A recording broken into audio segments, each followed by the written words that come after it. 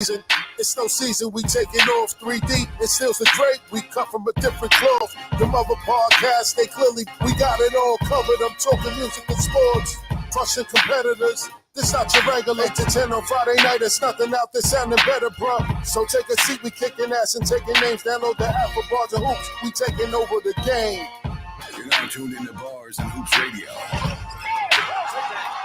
where the world of hip-hop and sports live. What up, y'all? Still's the great 3D, DJ JOJ. No off season. Yes, sir. Every Friday, 8 to 10. Tell a friend to tell a friend. Your boys is back at it again. Fellas. Back in the building. Shout out to DJ JOJ. Shout out to 3D, man. Word up, man. Gentlemen, another show. We got a lot to talk about today, man. You know, I know 3 can't wait to talk this NBA talk.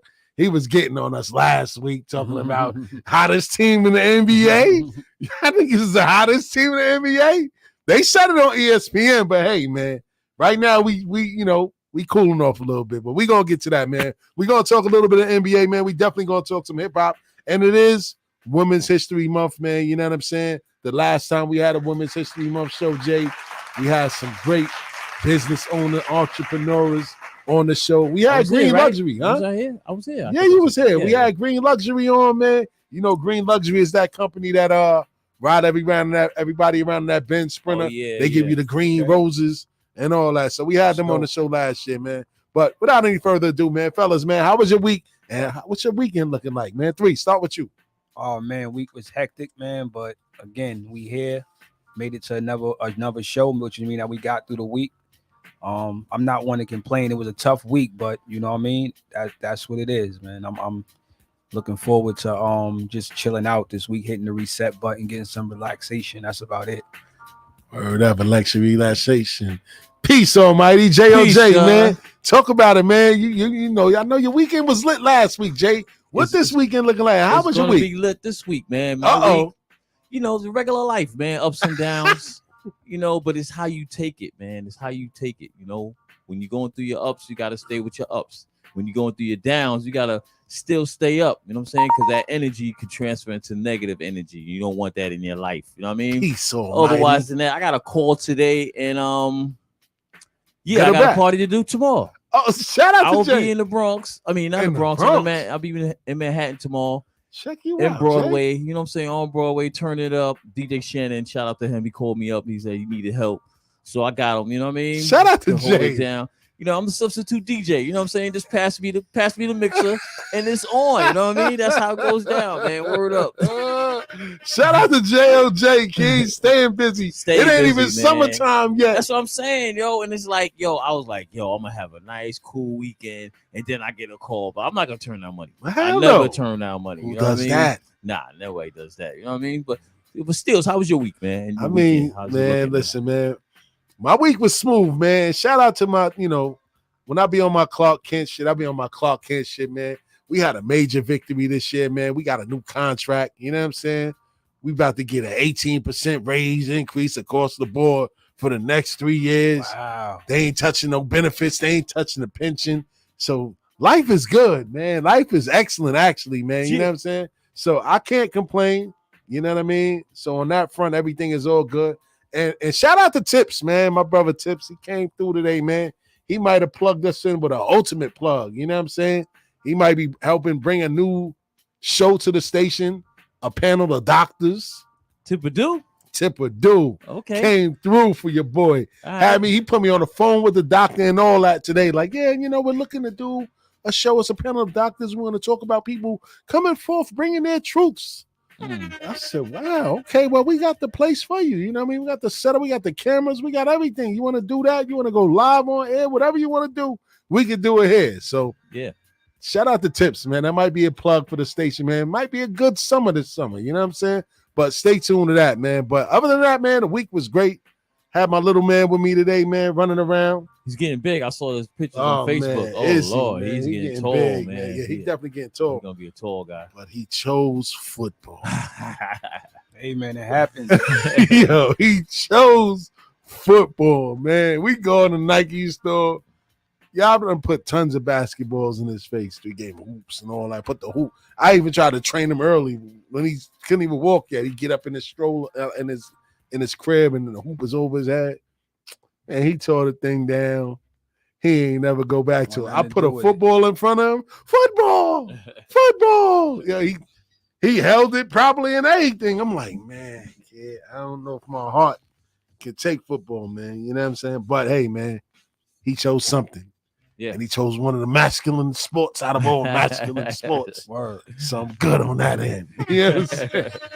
You got a rough ride. I got a rough rider out there. You know what I mean? So, hey, man, he don't know what it entails yet. Not yet. Not yet. You know, he might be like, hey, I thought this was something totally different. I'm good. I'm telling you, when he I'm good on that, this. that practice and that one hit, that one first hit, he gonna be like, Dad, where that basketball at? Yeah, and that's my biggest fear, man, is that. You know what I mean? But other than that, man, the week was great, man. I'm looking forward to another good show today, man. We got a lot to talk about, man. And it's always interesting, man. You know,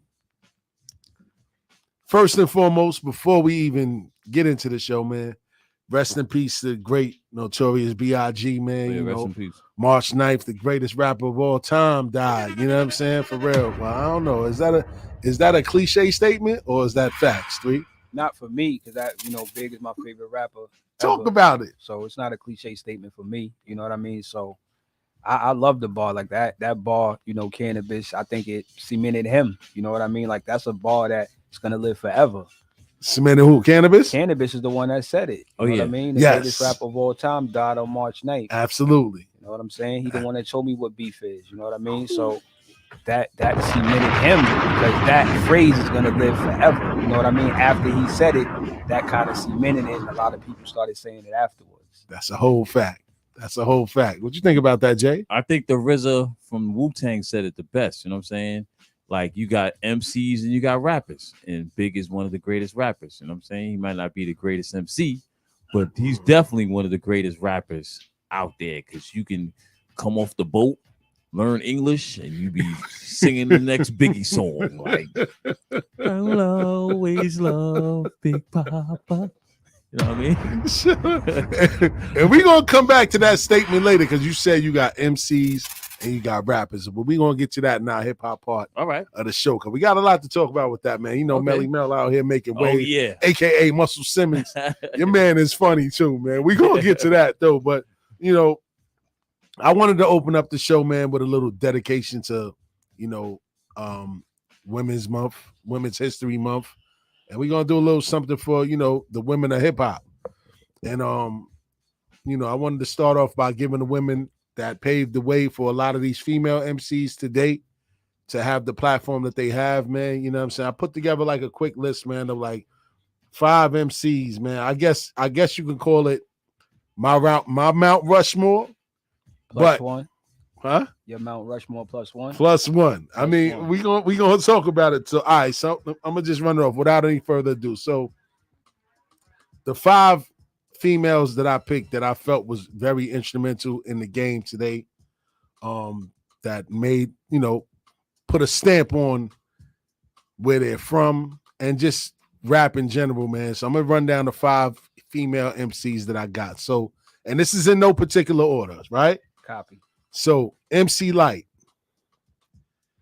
better known as her name is Lana Michelle Mora, better known as her stage name MC Light, is considered one of the pioneers of female rap.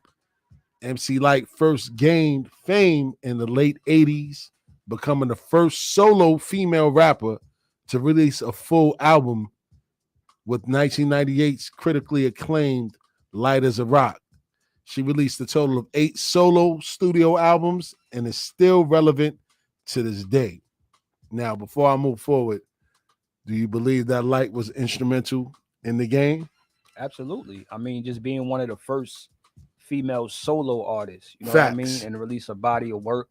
I mean, I think the thing about Light is that her voice is unique. Like, soon as you hear Light, it's Light. Whether she rapping or talking. That's a whole You know fact. what I'm saying? So I mean, MC Light is legendary.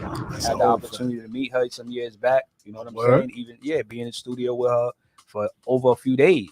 You know what I mean? Word. Very cool, very down to earth, man. So yeah, Light is a trailblazer, and I think that all female MCs respect it because you could go back and listen to it, and like her voice is just unique. Yeah, her voice is definitely unique. You still got a number? Nah, Yeah. I never had a number. Okay. You never had the Nah, I number? never had the number. She just Getting thirsty, a little she was in the thirsty over here. studio, coming through. That's it in Nah. LA. Oh, Yeah, very boy. cool. In Yeah, LA. LA, Yeah, okay. Boy, very shout cool. out to 3. Very cool. You hear Jay? You Yes, hear sir. him? You hear him? He's Jay? smooth. He's smooth with it. In LA Smooth now, operator. light was bad too. Word up. Yeah. Man, I ain't gonna hold you, but we ain't gonna do that. I'm gonna keep it respectable today. Next on the list, Queen Latifah, born Dana Elena Owens in 1989. At the age of 19, Latifah released her debut album, All Hail the Queen, featuring the hit single Ladies First. Her second album, Nature of Sister, in 1991, was produced by Tommy Boy Records. Her third album, Black Rain, in 1993, became the first album by a solo female rapper to receive a gold certification from the Recording Industry Association of America. Latifah has received various accolades, including a Grammy Award, an Emmy Award, a Golden Globe Award, 3 Screen Actors Guilds, 2 NAACP Image Awards, and has been nominated for an American Award. And in 2006, she became the first hip-hop artist to receive a star on the Hollywood Walk of Fame. Not the first female hip-hop artist, the first hip-hop artist to really receive a star on the Hollywood Walk of Fame. And 3, I know you had a relationship with Latifah too, not like a personal relationship, like business relationship. Yeah. You know what I mean? Dana's mad cool, man. Like I said, like she's a trailblazer as well. I commend her for her and her business partner Shaq Kim thinking Shout out to thinking Shaq Kim. ahead and seeing what, you know what I mean, knowing that it wasn't just about the music business, that they saw the need for her to go into other things. And she was one of the first that really flourished in Hollywood as far as rappers turn actors. And you know what I mean, she did a great job. And then they also pivot again when they remember she had her own talk show. That's exactly how I met her, the Queen Latifah. You forgot about show. that? Yeah. Hell yeah, I the Queen forgot Latifah, about yeah, that. episode. That was popping. That's how I met her. And a friend of mine was working for her street team. So I just happened to be with him one day, and she came out, and she got in a van. It was like on a break. She was drinking some water. She was like, put some music on. So at that time, I got my little company. We doing music.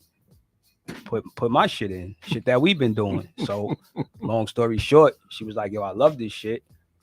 They wanted to have a meeting, play them what we had going on. And you know what I mean? A week later, we had a joint venture with her and her partners. Wow. Shout out to Marcy Brando on the check-in. We see you. That's crazy. Yeah. Yo, that's a hell of a story, though. Yeah. She just jumped in the vans, like, play some music, Yeah, like and you put just some happen to music be on. ready. Yeah, put some music on. Shout out to 3, man. She Shout out always to ready Latifah. for every occasion. Be ready, kid. Yeah. Listen, but honestly, that's how you got to be. When you know you in certain environments, you got to stay ready because you never know when that opportunity is going to present itself. No doubt. You never know who's going to walk through that door. You never know who you're going to be in the presence of. So you got to stay ready, especially if your aspirations is to be there. You know what I mean? So salute to you for that. That's crazy. Word. Third on my list, Lauryn Hill, a.k.a. Lauren Noel Hill. Lauren is often regarded as one of the greatest rappers of all time, as well as one of the most influential musicians in her generation. Lauren is credited for breaking barriers for female rappers, popularizing melodic rap, and for bringing hip-hop and neo-soul to popular music. She's known for being the front woman of the Fugees and for her 1998 solo debut album, The Miseducation of Lauryn Hill, Classic. which became one of the best-selling albums of all time. Lauren has won many accolades, including 8 Grammy Awards for the most for which is the most for a female rapper to this day. Now, Hold on. If I'm not mistaken, didn't that album just do something? I think Diamond. it just went diamond. Yeah, Diamond. Okay. Absolutely. Yo, and it's crazy because she just put out one album. That's the crazy part about that.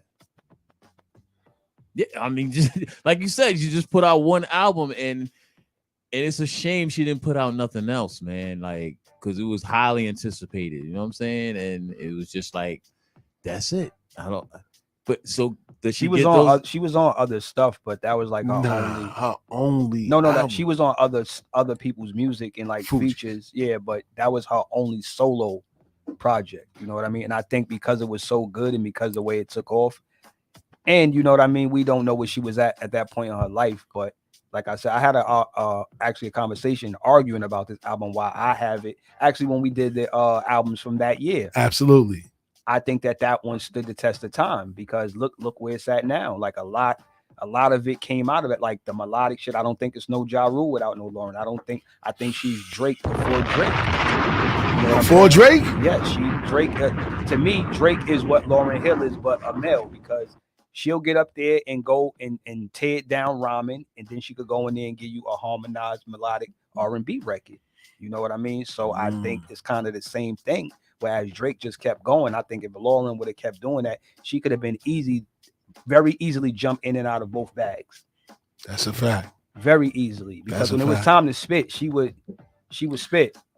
And she was chopping dudes up. Yeah. For real. She was chopping how dudes money up. Changes situations. Just that bar right there, because money definitely does change situations. And it changed the whole Fuji situation. And I think that's why she ended up leaving the group, if I'm not mistaken. Because they only did one album together, right? The Score. So she must have had a plan to just. Now, I mean, I think it got messy because her and homie was dealing with each other. That's always tough when you working and you working behind the scenes as well. You know what I mean? So that should always get messy. I don't think we have the full. As dope as Clef is, I don't think we have the Fugees being what they were without Lauryn in pocket. She was like the cheat code. That's a whole fact, because I ain't gonna front. And this is no disrespect to you, Wyclef. A lot of his albums by itself was trash. Trailer Park trash. You know what I'm saying? Now, and it's no disrespect to him, man. And that he got a lot of things under his belt as far as production credits and stuff like that. He's been a part of some big records. I know he got a lot of accolades too. But I think that was more so than being an MC. I think that was his gift. Production. Yes. Yeah. You know what I mean? Being able to hear what should come from this person, being able to play a few instruments, being able. So I think that was his gift. And I think he kind of knew that. Yeah. You know what I'm saying? Yeah. So I think he kind of knew that he wasn't. They knew Lauryn was the star. That's a fact. You know what I'm saying? She carried them. Yeah. Facts. Shout out to Lauryn Hill, man. She's still touring off that one album. Still doing it all. Shout out to Jay Boogie, man, for real. And he said Nas dropped the Lost tape tonight, and we getting lost stories. Okay, I'm gonna check that out, man. You know about that, 3? Nas dropped something tonight? Shout out to Jay Boogie. I'm gonna definitely look into that too, man. Word up, man, for real. So what's we at? Number 1, 2, 3, 4th on my list. Missy Elliott. Melissa Arnett Elliott, better known as Missy Elliott. Missy started her music career with an R&B group called Sister in the early to mid 90s, and later became a member of the Swing Mob collective along with childhood friend and longtime collaborator Timbaland, with whom she worked on projects for American R&B acts like Aaliyah, 702, Total, and SWV. And now that I think back and I'm reading off of that, she was on all of their joints. SWV. Oh yeah, she was on all of those. She got records. A lot of she hits got a lot too. Of Don't hits. get it twisted. Facts. Was she producing too? Yeah, no, she was producing, right? Yes. Yeah, that's what I'm saying. Yes, yeah. Producing and writing. Yeah, Facts. and writing. Yeah, facts too. Writing. Yeah, facts. Yeah. She did a lot, a whole lot. Before she even came out, she wrote a lot of stuff for other artists or whatever. Yeah. Absolutely. She launched her solo career in 1997 with her debut album Super Duper Fly, which spawned the top 20 single Sock It To Me and the album debuted at the number 3 slot on Billboard's 200, the highest charting album for a female rapper at that time. And y'all know who the last one is, right? Nah, who? Lil Kim. Lil Kim. Lil Kim.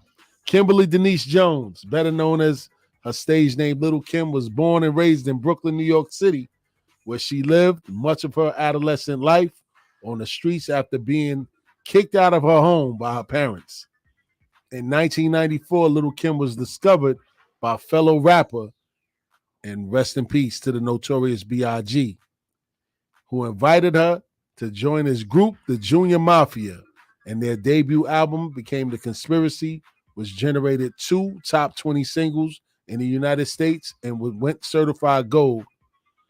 Little Kim debuted her studio album, her solo album, Hardcore, in 1996, which was certified double platinum and has since sold more than 6 million copies worldwide and spawned 3 successful singles, No Time, Not Tonight, and Crush on You.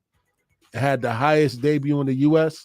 for a female rapper, and her following albums, Notorious K.I.M., La Bella Mafia, were also certified platinum. And in 2001, Little Kim reached number 1 on the U.S. Billboard Hot 100 singles with Lady Marmalade, a remake of the La Bella 1974 single. I didn't know that Kim was charting like that. Yeah. That's crazy. Like, I knew she was getting busy, but those numbers, I didn't know she was putting numbers up like that. Why you didn't think that? Because most of it happened after Big. Yeah, but it was already laid. The bloop, you know what I mean? It was already, the foundation was already there. Like I said, in another show, Big was the architect behind Kim. So you got one of the illest ever, kind of showing you where to go, writing most of the lyrics. The way she was able to keep it up, I was impressed with. That's what I mean. You know what I mean? I think Kim is the Allen Iverson of hip hop for me. Shout out to 3 AI. Trailblazer.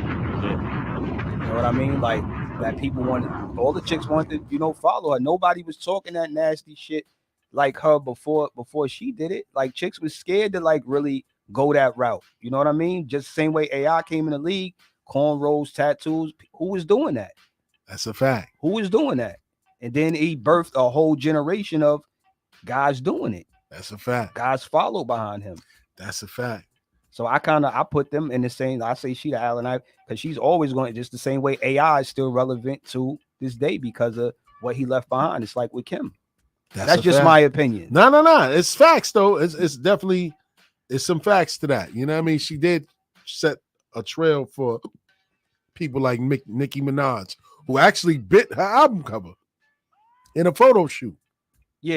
With the lollipop. The mixtape. But think about the hip hop we were getting from females pre-Little Kim. Mm-hmm. Think about that. Think about the music we were getting pre-Little Kim. When we had the Queen Latifahs of the world, MC Light, Salt and Pepper. They were more rough. The Brat. Yeah. You know what I mean? But then after Kim, here comes Trina. Here comes all these other chicks talking that talk. Yes. You know what I mean? To this day. It's still going on. It's still day. going on to this day where you can't identify if a new female, and this is no disrespect, you can't identify if a new female artist is a stripper or a rapper if you just saw them visually. Facts. You know what I mean? So I'm not knocking it. It's the music business. That's what sells. That's what people want to hear. Absolutely. That's what they're running to. Like, you're not going to, most of these females, you're not going to go to a show and they don't turn around and twerk while they're rapping. Yeah. Where it's like somebody like, so I think it's all about what you like, what you're into. But I think Little Kim is the sole reason that people accepted that from a female. That's a fact. Shout out to my big bro Psycho. I see you on the check-in. And can I give a little Let's go. Female history? Let's go, Jay. MC Sha Rock, man, is the first female MC. And I stumped y'all on that back in the when Pip Jones was here. She's from Queensbridge. She's Go ahead. Queensbridge. Talk about it. Yes. From the group Funky 4+1. You know what I mean? Her style was influenced to like MC Light and DMC from DMC. Word. And yeah. Let me see what's a single. I don't know if I got a single, but yeah, she's one of those that's definitely the pioneer of hip hop. MC Shot Rock. You know what I mean? So I have a question. Why do we think that Shantae gets lost in a lot of And this? that was going to be my honorable mention. That's what I was just about to say. Yeah. Because it seemed like she was more popular at the time. I think she was more solo, but because Shot Rock was in the group Funky 4+1, and she was the +1. And who we talking about again? Roxanne. Shantae was by herself. But was she with UTFO? Yes. She was UTFO. Though. Yes. So, but she doesn't get the credit that she did. I guess because her body of work isn't like, because I was going to give her. It isn't extensive because I was going to give her flowers, but compared to what I just ran off for the. And that's because we from the backyard, so we kind of know Shantae, and we know what she about, and we know the trail that she blazed. I'm talking about, worldwide, and I guess she didn't have the success that those other females have. Absolutely not. And remember, there was 2 Shantaes at that time too. There was like it was a little controversy. Yeah. But the real MCs knew who the real Shantae was. Yeah. So I think I think that's why. She kind of stood out because she was chopping dudes' heads off. That's a whole fact. Told Nas, nigga, if you don't come out here and spit something that's going to knock my head off, pause, I'm going to beat your ass every time I see you. Like Nas made sure he gave her credit, man. You know what I'm saying? But I guess, she didn't have the machine behind her back then either. Yeah. Because I don't think she had a major record deal. No. She was under Marley. Yeah, and that's what I think as well. I think that the belief that a female MC can win at that time was probably far-fetched. So maybe they didn't, put the whole house behind her, put everything up, put the bag up on her. Like, we got to push Shantae. It was more about Shan and Kane and Biz and, all the guys that were coming. But I guess record labels didn't feel that a female could, win at that point. Because little did they know. Hip hop was a whole fact. Hip hop was still new at that time. So, absolutely. And then the male MC was the most dominant one, So, the female MC wasn't taking that serious. It was no belief. And we also got to remember that they didn't think that hip hop was going to cut through the way it eventually did. You know what I mean? So a lot didn't go certain ways because they felt like this shit was going to be a fad. True. They thought it was going to come and go. So it's like, why am I going to even bother? And now it's the #1 genre in the world. Craig. People in Japan and China like this. Wu-Tang Clan, Germany, G-Unit. Like, for real, kid. Hip hop came a long way. But yes, Shantae was definitely one of my honorable mentions, man. But out of this group, man, of female MCs, to you, who was the most influential to the hip hop culture?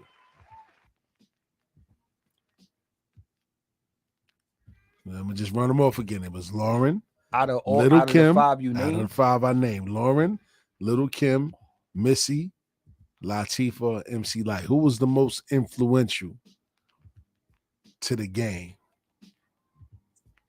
Who had the biggest impact, or who was biggest impact? Who was?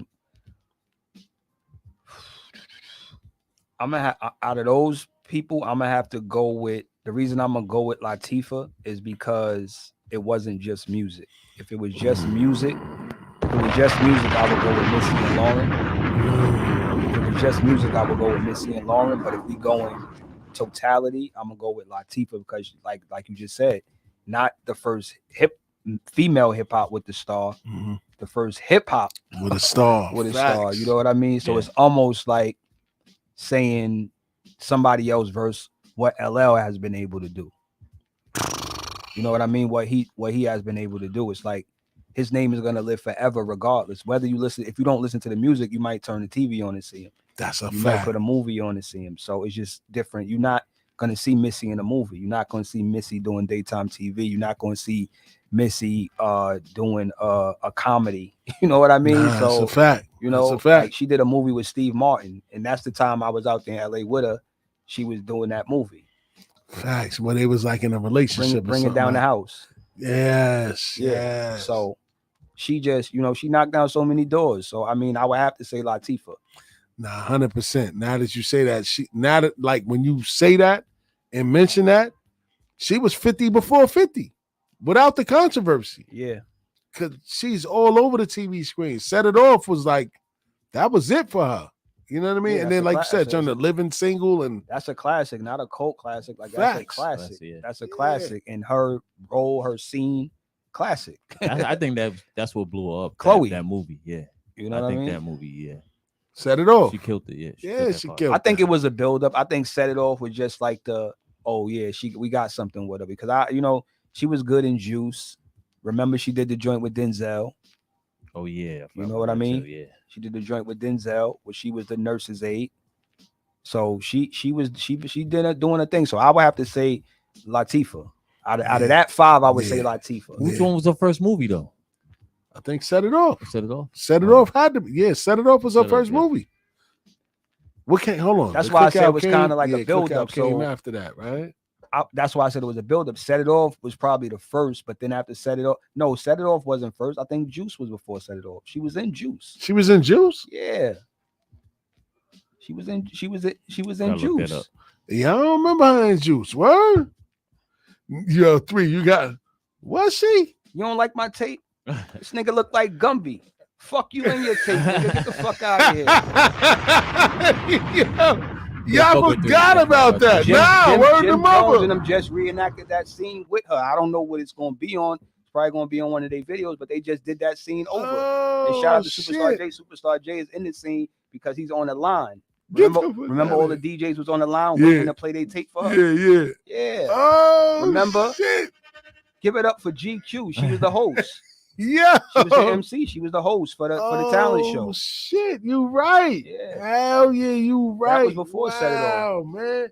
Damn, man. 3 is a hip hop historian. Nah. 3 be on the shit, man. Like I said, I man. got a shit. photographic memory. Yeah, Yo, I forgot though.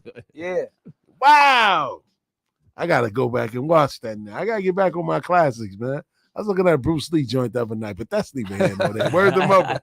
Bruce Lee was ill. Word up. Man. Where'd that come from, yo? Where'd that I come know. I'm just saying, like he took it back. I was just like, man, word up, man. But I kind of agree. Latifah definitely, yeah, like we said, man, she's the only hip hop artist, well, at the time with a star on the Walk of Fame, man. That's a big accomplishment. She was doing things that others weren't doing. We That's can just a leave fact. it at that. That's a whole You know fact. what I'm saying? And the way she came in, a lot of people wouldn't get that exposure after that. She came in super pro black. Oh yeah. You know what I mean? Super pro black. The way they like, oh no, you trying to uplift your people? Like, but she broke through all them barriers, man, and got to where she was, man. Paved way for people like Moni Love too. Yeah, You know because what I they was mean? only playing Ladies First on Video Music. Facts. That's Yeah. it. Yeah, facts. Facts, man. So shout out to Latifah, man. You gotta put some respect on her name because she definitely paved the way, man. So let's get to this, man. Let's talk a little NBA, man. So Ja Morant with the suspension. We already know he was on video with the gun. Denver police already dropped the charges. You know what I'm saying? But You got a little money under the table. you got a little money on the table for sure. Because how did you get the gun to Colorado, for one? But I ain't gonna crucify the man. If the police drop the charge, is the NBA going overboard now? Is the punishment excessive now? What is it for now?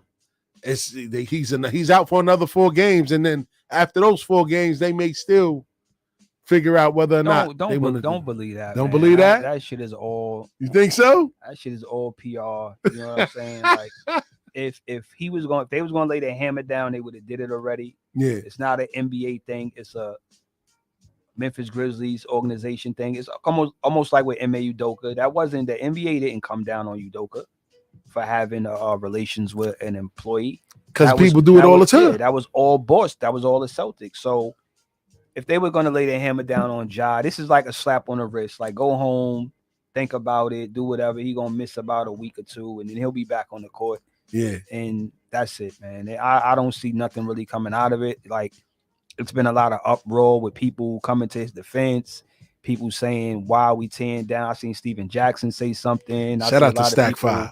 Not on this one. And that's my guy.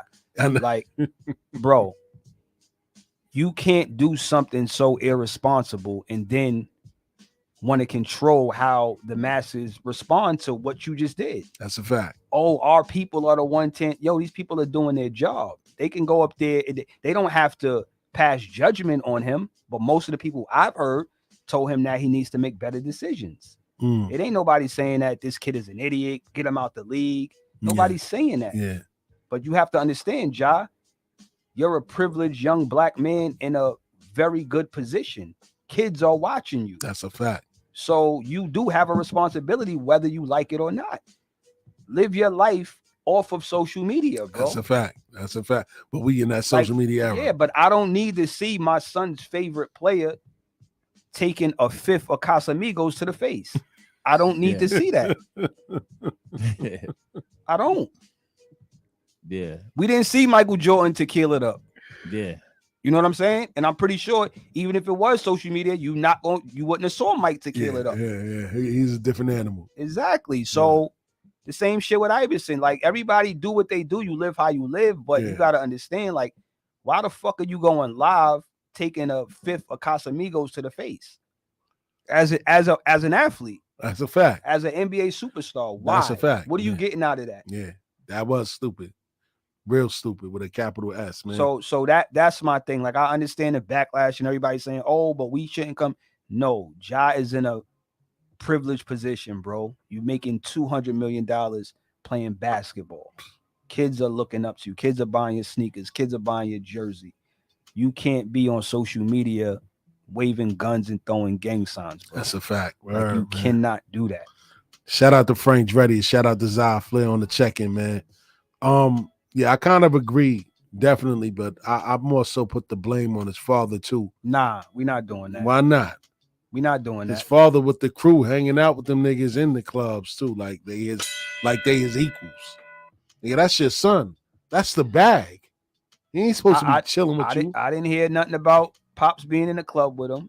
I know T is seen on the TV screen doing what he do, but I salute T. T got his kid to where you want as a dad, as a parent, when you aspire to get your kid. I get my kid to make it. After that, he's a grown-ass man. Mm-hmm.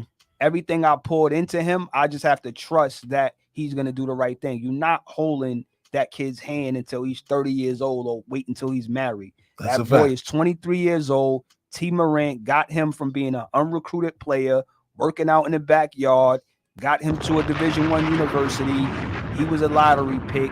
He's worth millions of dollars. T. Morant did his fucking job. That's a fact. The same way LeVar Ball did his job, but everybody wanted to talk about the negative things they didn't like about LeVar Ball. That's a fact. I got two sons that went number 2 and number 3 in the fucking draft. That's a fact. Salute me. That's a fact. As a black man. Yeah, that's a fact. That's a fact. If that was a white man, they would be. It would have been all kind of articles about that. That's a the whole only fact. 2 brothers taken in the top 3 picks ever. That's a whole fact. When does that happen? Nah, it doesn't. It doesn't happen. Especially in hoops. Nah, it doesn't. You got to be a special person to make it to But that they next don't level. like how braggadocious he is and all this other stuff.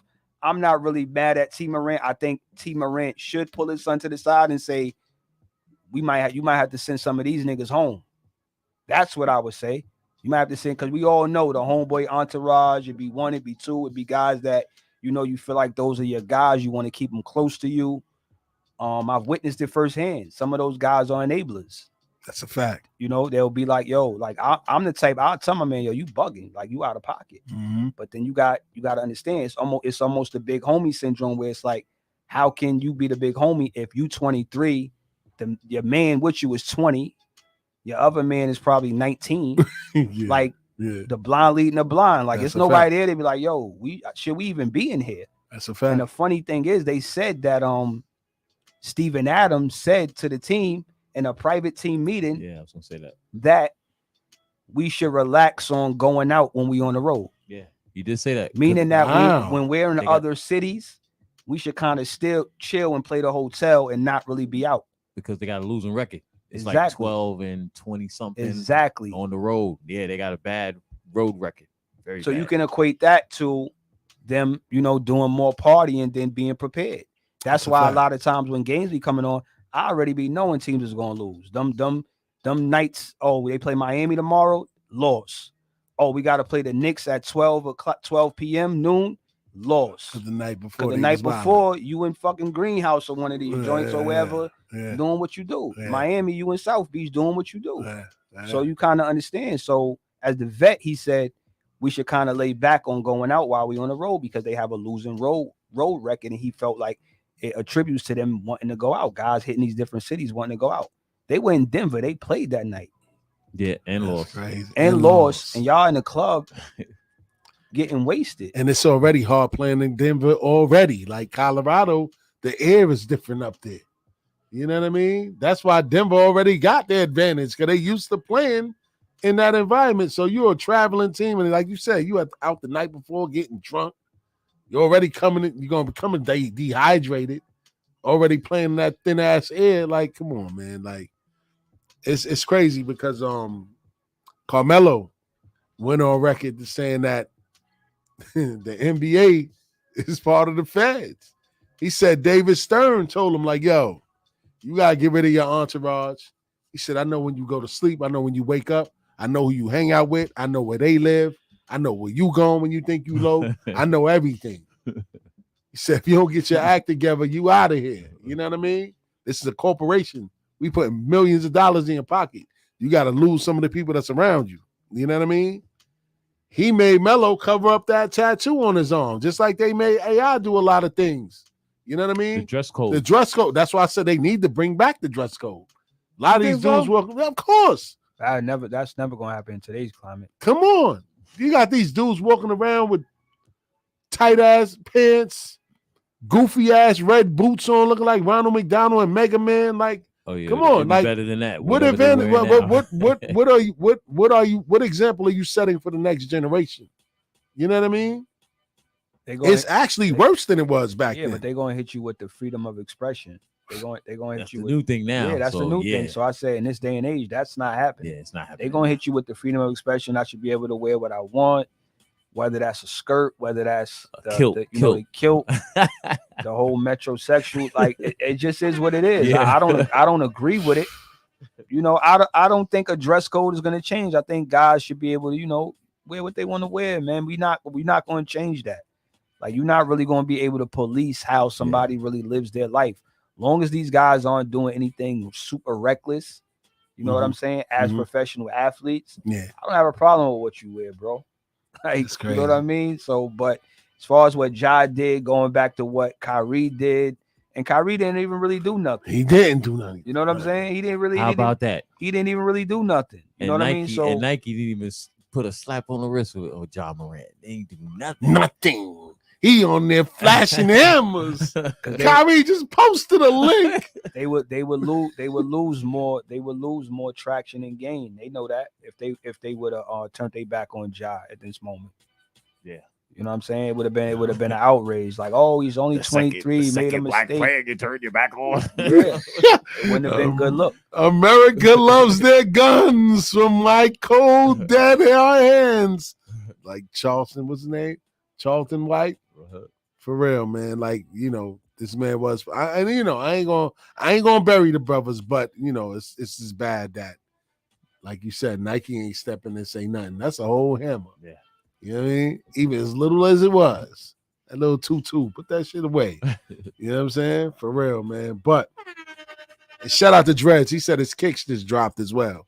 So they definitely was we already invested. Them joints shipped. They were fucking that bag up. Them joints shipped out already. For real. So let's talk about your man, KD. Hurt again. I was about to say, who my man? Hurt again. I was say, who my man? On the layup line. That's crazy. And I thought it was a joke. Like, I seen it too. Like, you know what that is, Jay? What? Good old karma. I knew he was gonna come with some good old karma. Come with some conspiracy theory shit. That's God like that. That shit ain't no karma, man. I mean, that's the Nets God. Rolled his ankle, man. You know what I mean? From what, like I said, man, I got my inside sources, man.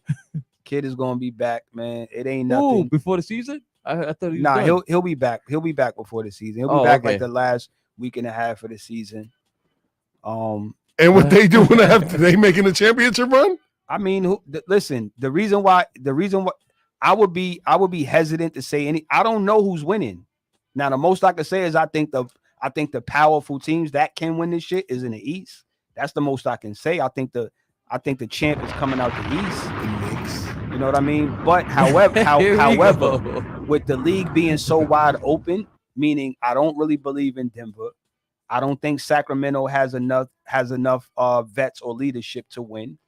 I can't front. Sabonis killed us the other day. Yeah, he was making Mitchell Robinson look like a baby. Yeah, so I don't it's nobody I really fear where I'm like, nah, they not beating them. You know what I'm saying? And like I said previously, Kevin Durant is one of those guys. When you're a skill guy, it's kind of easier to get reacclimated than if you're a guy who depends on your physical attributes. Meaning that when Zion comes back, he kind of has to get readjusted into the system because he depends on his athleticism.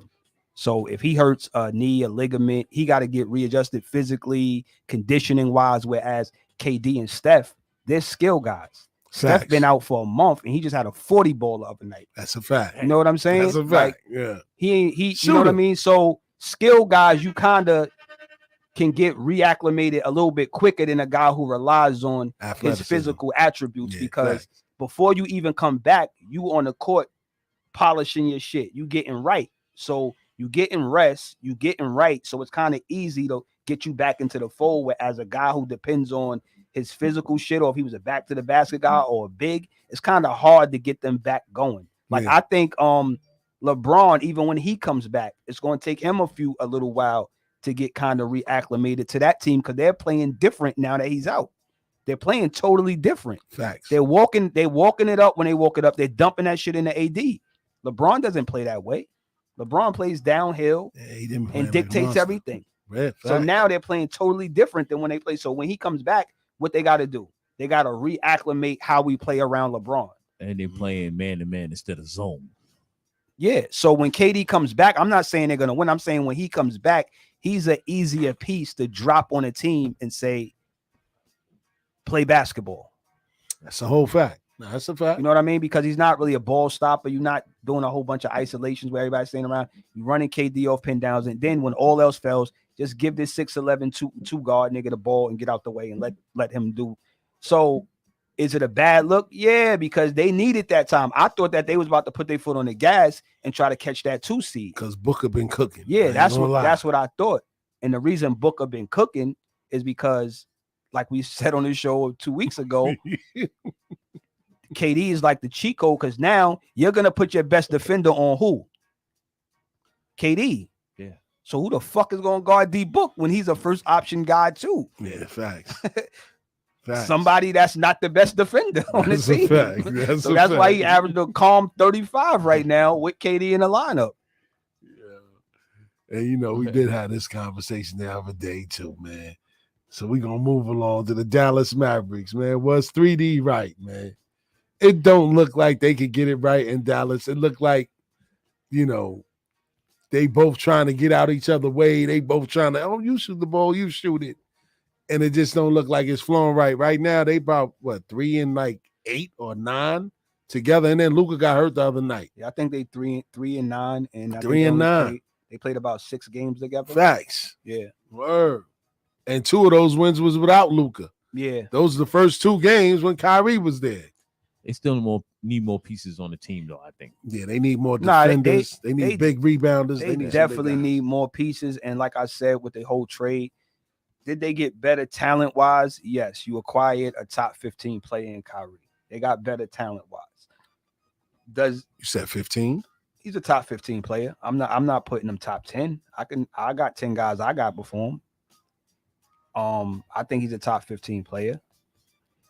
But I didn't think that trade will move the needle out west because as much you add in Kyrie, but you're taking away defense. Facts. Whereas they was a top 10 defensive team last year, and now they in the bottom 10 this year. And that's why they were able to compete last year because they were a top 10 defense. Mm-hmm. And then on a good night, if those shooters get going around Luka, that's why they was able to get the Suns up out of there. Mm-hmm. So they wasn't going to run through 4 rounds of the playoffs doing that shit. They just happened to catch fire versus Phoenix in the second round. That's a fact. So and everybody wants to compare it. Well, we seen Jalen Brunson be successful next to Luka, so we already know Kyrie is. Here's the difference: it was Jalen Brunson with Luka and those other defenders. That's a fact. So now you comparing it wrong because Jalen Brunson, you take him away and you take the defenders away. Now it's just Luka and Kyrie That's a fact. and That's a bunch of ancillary role players. That's a fact. Because Brunson can't guard nobody. He's just like Kyrie. They can't guard nobody. Can't check his code at a party. With a hanger. So, oh, this is Jay. Jay want to check, and he saying he want to hear us online. I definitely gotta agree. You know what I mean? They don't look like it's a good fit. They did lose some defenders. They definitely need some big men. They was getting killed on the inside against Phoenix the other day, man, and they couldn't stop Booker at all. No matter who they put on him, couldn't stop him. Kyrie was getting his, but they couldn't stop Phoenix at all. And KD put his fingerprints all over that game. I seen a clip where they were showing Dallas every game that Doncic and Kyrie's played together, and they were showing every team's best player dominating them. So every game that they lost, they would show the best player on the opposing team getting whatever he wanted. Yeah. So whether it was, say it was the Knicks, Randall getting whatever he wanted. It's Phoenix, Booker, Durant getting whatever he wanted. Facts. Sacramento, Fox getting whatever he wanted. Oh, so yeah, they were showing every team's best player getting whatever he wanted versus Dallas because they have no interior defense and they have no perimeter defense because you took away Finney Smith, you took away Dinwiddie, you took away these guys that contributors, that you depended on to defend. Mm-hmm. And now it's like you got. When have you seen a dynamic backcourt win a title without elite defensive players around them? And it's only been a few teams. Mm-hmm. The Detroit Pistons with Isaiah Thomas and Joe Dumars. Facts. And the Detroit Pistons with Rip Hamilton and Chauncey Billups. That's a fact. And who was saying Dumars ain't playing no defense? No. Only other team that got close was Philly, but they what didn't I'm beat saying LA. is those are the only teams with a dynamic backcourt, meaning the point guard and the shooting guard. The other players around them were what? Role players. Defenders. Dynamic defenders. Yeah, defenders, yeah. That Pistons team that won a title, Ben Wallace, Rasheed Wallace, Tayshaun Prince. No, I'm talking about the Chauncey Billups Rip team. Now, if we go to the Isaiah and Joe team, Bill Laimbeer, John Edwards, that's a fact. Dennis Rodman, that's a fact. Mark Aguirre, like you had defenders around, so you can't have a dominant backcourt. Rodman, and then holes, and then holes, and then these guys can't check nobody. Facts. Sheesh. He's on fire today. Yeah, he's on fire. Now, let's talk about a team that was on fire, but right now they're going through it. The Knicks. Jalen Brunson got hurt again the other night. You know what I mean? We on a 2-game losing streak. We gave away that game against Charlotte, man. It was a trap game. You know, they had some tired legs. They let the Hornets stay in the game, and they ended up pulling it out and beating them at home. Now, the road is a different story. Now we out west, and it's going to be a gruesome West Coast swing because we got 4 games in 5 nights, I believe. No, 4 games in 6 nights. And we lost the first one to Sacramento, which is a tough team. Domantas Sabonis was killing us. He was killing Mitchell Robinson. He was using them. Like, we was like one of the number 1 teams defensively in the paint heading into that game. He shredded us the first quarter. He had like 11 points in the paint in the first quarter. So he just was doing pretty much whatever he wanted to do, man. Obviously, Brunson wasn't on his A game because of his ankle. He hurt it the other day. Quickly was struggling. RJ Barrett was getting work from Murray on Sacramento side. And the Knicks just ended up sliding, man. So what I'm fearing is that we might slide back into that 6th seed, man, if we don't get our act together, heading into the playoffs. Right now, guys can't afford to be hurt or fatigued because right now we want to stay within that 4 or 5 range because I think that I know we have a winnable series if we match up against the Cleveland Cavaliers in the first round.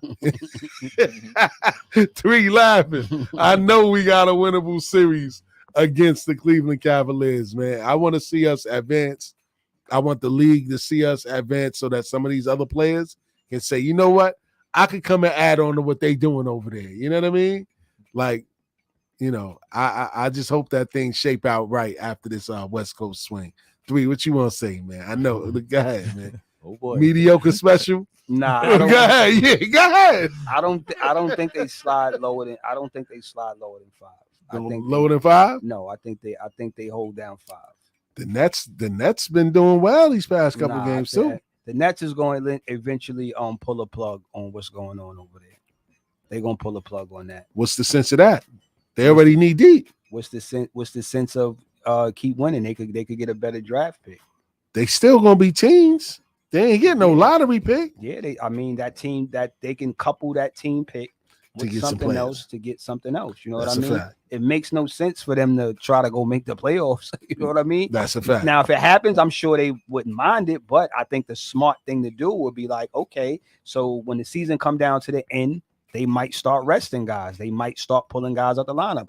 We might see Cam Thomas back in the starting lineup to get some reps. Like, who knows? I just think that the Knicks are going to hold on to 5, and I think that 4-5 matchup with Cleveland is going to come to fruition. And I like Cleveland. It's no knock to you like Cleveland. It's no knock to the Knicks fans. I just like Cleveland. I think what are we doing again on this Knicks roster? It's no for me. It's no experience on this Knicks roster as far as playoff basketball is concerned. Jalen Brunson's played the most playoff games than anybody on the team. So hold on, Julius Randle has only played 5 playoff games in his entire career. So he's our best player. So where's all the experience on Cleveland side? Donovan Mitchell. We got D. Mitch, a superstar in Donovan Mitchell. What about Darius Garland? It don't matter. D. Mitch has played more playoff games than all of those guys put together. How far did Donovan Mitchell go in the playoffs? It don't matter. He's playoff tested already. That nigga been out of there second round. Yeah. Them niggas is mediocre special. Winning is a team thing. A player showing up in the playoffs, that's totally different. But 3 boys show up in the playoffs. He's the leader of the pack. Okay. Can we say that about Julius Randle? Have you seen Julius Randle in the playoffs? Have we seen Quentin Grimes in the playoffs? Not yet. Have we seen we haven't seen these guys in the fold in the playoffs? I've seen Donovan Mitchell in playoff basketball. Like I think it'll be a great. I'm not saying they're gonna run through. Either team is gonna run through. I think it's gonna be a great series. I can't wait for that one. Man. I think it's gonna be a great series. And what did you say? You had the blue dot against what? A box of donuts? No, the blue dot versus Kevin Hart. About Kevin Hart? All right. Now you talking about the Knicks going to the Eastern Conference Finals? I got $1,000 to a box of donuts, nigga. I eat Krispy Kreme. Damn. They not going to no Eastern Conference Finals. That ain't happening. Oh, well, we also know somebody wasn't going to jail, man. Sean Kemp. He was let out of jail, man, after an alleged shootout at a strip mall in Seattle, man. So for those of you that have been following the story, I believe somebody tried to rob his vehicle, or they did rob his vehicle. They did. And shots went off. Nah, what happened is talk about it, 3. Some merchandise was stolen from his vehicle, probably a phone, laptop, something. He had a tracker on it. So he tried to track it. Find your phone. He had a tracker, so this motherfucker went and tried to track it himself and approached somebody in a parking lot, and they started popping at him. Yeah, they was popping at him first. Like he's wilding. Boop, boop, boop. Like, they said he had no cover, no nothing. He's tall ass. Easy talking. And he ain't the Rain Man from the 80s, 90s. He ain't jumping over no bullet. He look like the snowman right now, baby. Yeah, but he's wilding though. I mean, if you're gonna do all that, from what I heard is that he's out there getting it with that weed shit. I heard that too. He out there getting it with that weed shit, and they, people are kind of, envious of like, nigga, you don't need the money, like you the Rain Man, like you, but he out there getting it with that weed shit, and they not feeling that. Like the residents is not feeling that he out there doing his thing. You know what I'm saying? But he running the business. Like, that's a whole fact. But if you are running a business, just a FYI, and somebody steals something, you have a track on it. Do not Send go the try to police. cover your shit by yourself, man. We could have been saying R.I.P. Rain Man. Hey, man, Nobody that's a want keeping fact. it real Nobody goes wants wrong. to hear that shit. He said, "Oh, these niggas think I'm soft." Yeah, they, All right. Word. And last on the list, man, Kendrick Perkins and JJ Redick, man. I know y'all seen the video. Lord. JJ Redick done lit in the Kendrick Perkins Yeah, I gotta ass. ask my man J.O.J. Go ahead. You agree with Perk? What'd he say again? Perk. Perk Oh is- nah, man. Perk is trying to imply that Nah, this is the media who are voters Mm-hmm. might be racist or biased towards white players because the players who have won MVP previously that were white players from 1990 on, none of them have been top 10 in scoring.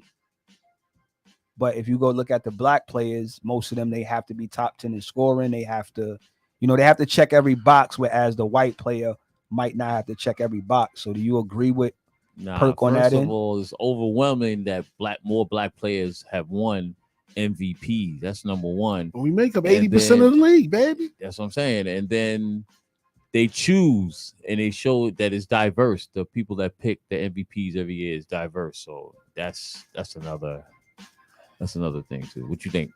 I think he got a point there. I think he got a point. I just think it wasn't well put together. I don't think Fact. You think he got a point? Yeah, Of he course, has a point. He has a Steve point. Nash. Because No, every over Kobe? every year they move the goalposts. Every year it's like, let us know, like, what are y'all going by? Are y'all going by numbers? Are y'all going by stats? Are y'all going by this player team record? Because Steve Nash won an MVP, and I always had his argument when I do my point guard list, Let's go. and they always want to throw at me Steve Nash won 2 MVPs, and I'm like, yo, Steve Nash MVP year numbers are some of the point guards average more than that for their career. Facts. So how the fuck is he the MVP averaging 17 points and 11 assists when you have guys who are averaging 20 points and 9 or 10 assists for their career?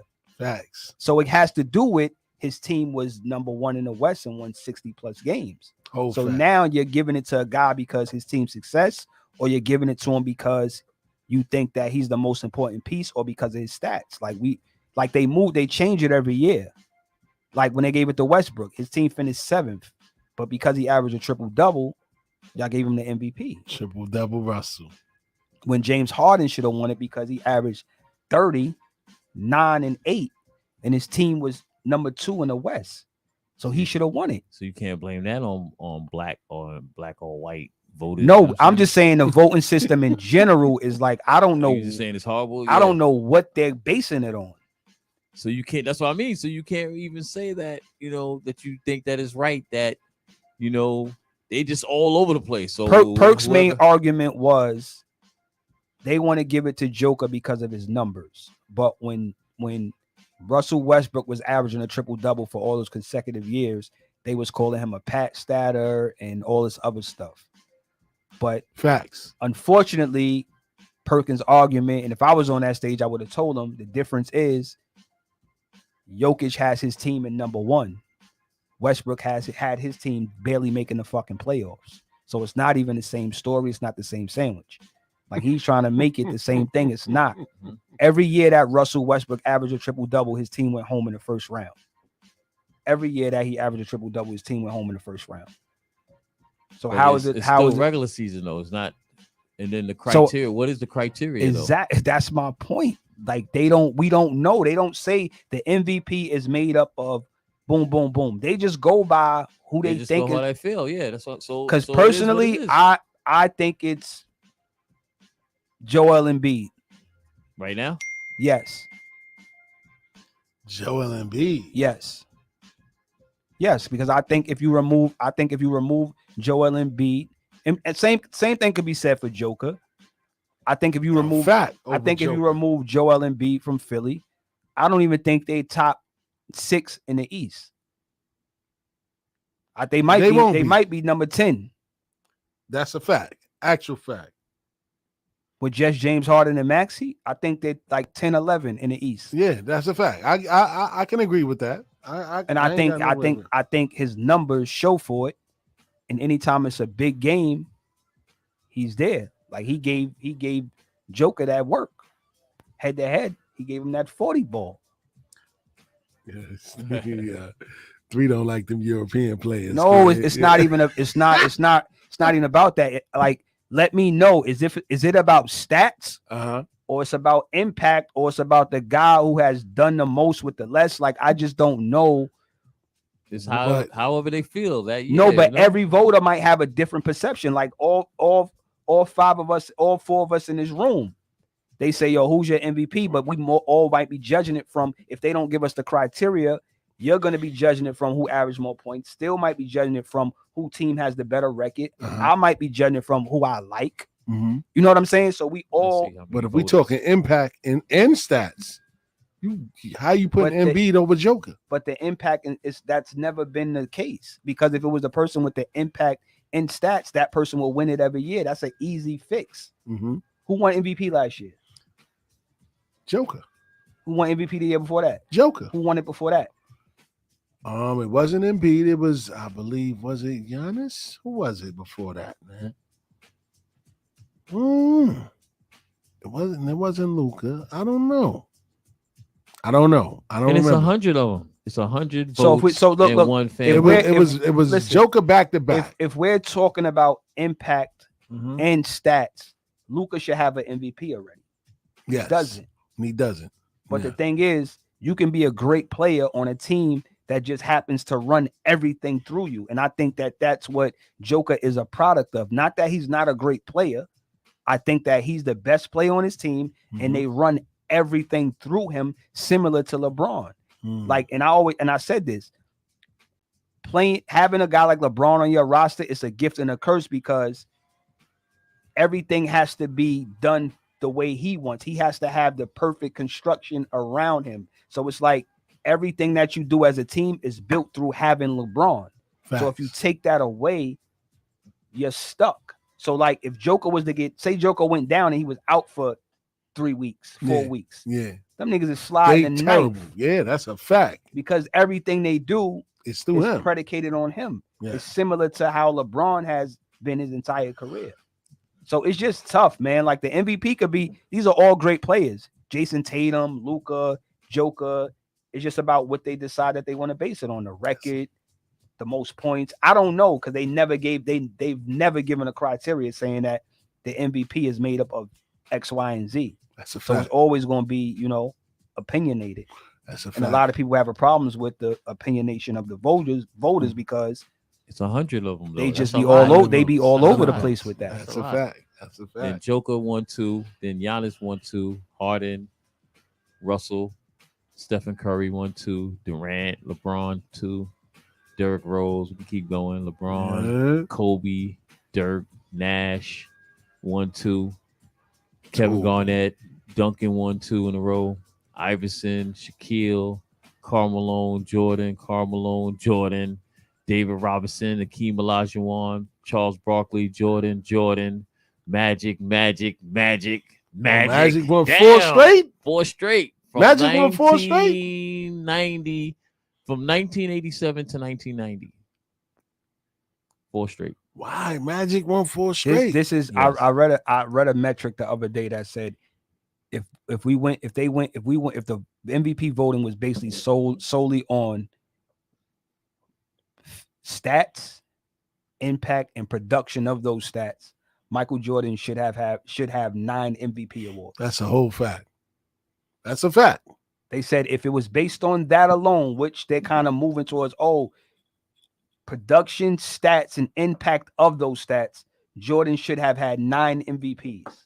That's insane. That's a fact. So that means that y'all voting how y'all want to vote, because and sometimes they get voter fatigue. Like, we're not giving it to Mike again. We know he the best player in the league, but let's give it to Malone because what he did for Utah. It's just like all-star voting. Same thing. You know what I'm saying? So it's like, I think that's hard to control because it's too many. It's like if it was 10, I could see, but like 100 voters is like how you sway 100 voters. You know what I mean? The narrative is portrayed by the media. You got to understand. And that's who votes too, though. Exactly. The media votes, and the momentum of the MVP is driven by who? The media. So if the media's narrative is Giannis is the MVP, Giannis is winning the fucking MVP. That's Yeah. a whole So fact. if the narrative is Joker's gonna potentially win his third MVP, that's the narrative. That's what the media is gonna run with. That's But a fact. does the media really talk about the Joker like that? I don't think so, though. They don't, because he's a European The player. media does talk about Joker. And Not that's as why, much. That's why he's right now the favorite to win MVP, because the media is the ones pumping that in. But The he players deserves ain't it. doing it. Yeah, of course not. You know the players ain't So doing who it. do y'all think is pumping the narrative that the Joker could potentially win his third MVP? The Yeah, media. of course, the media. Yeah. But Magic won 4 straight. That's crazy. How the fuck Magic went 4 straight and Jordan dominated 5 years consecutively and only won 2, where he was the best player in the world. He was the winning everything. Because of Showtime in the 80s. That Remember was he the took a talk of year the off, town. too. He took a year 87, off, too. 88, 89. It was Showtime basketball. Mike had a LA. span in 5 years where he didn't lose more than 2 games in a row. That's crazy. That's crazy. When Word. did Where Mike? he didn't lose 2 games in a row. What years Mike won the first 3? I think he got his first one in 90. 91, I think. 91, and then Charles Barkley won that 93. Yes. When he went to the Suns. Suns, Mm-hmm.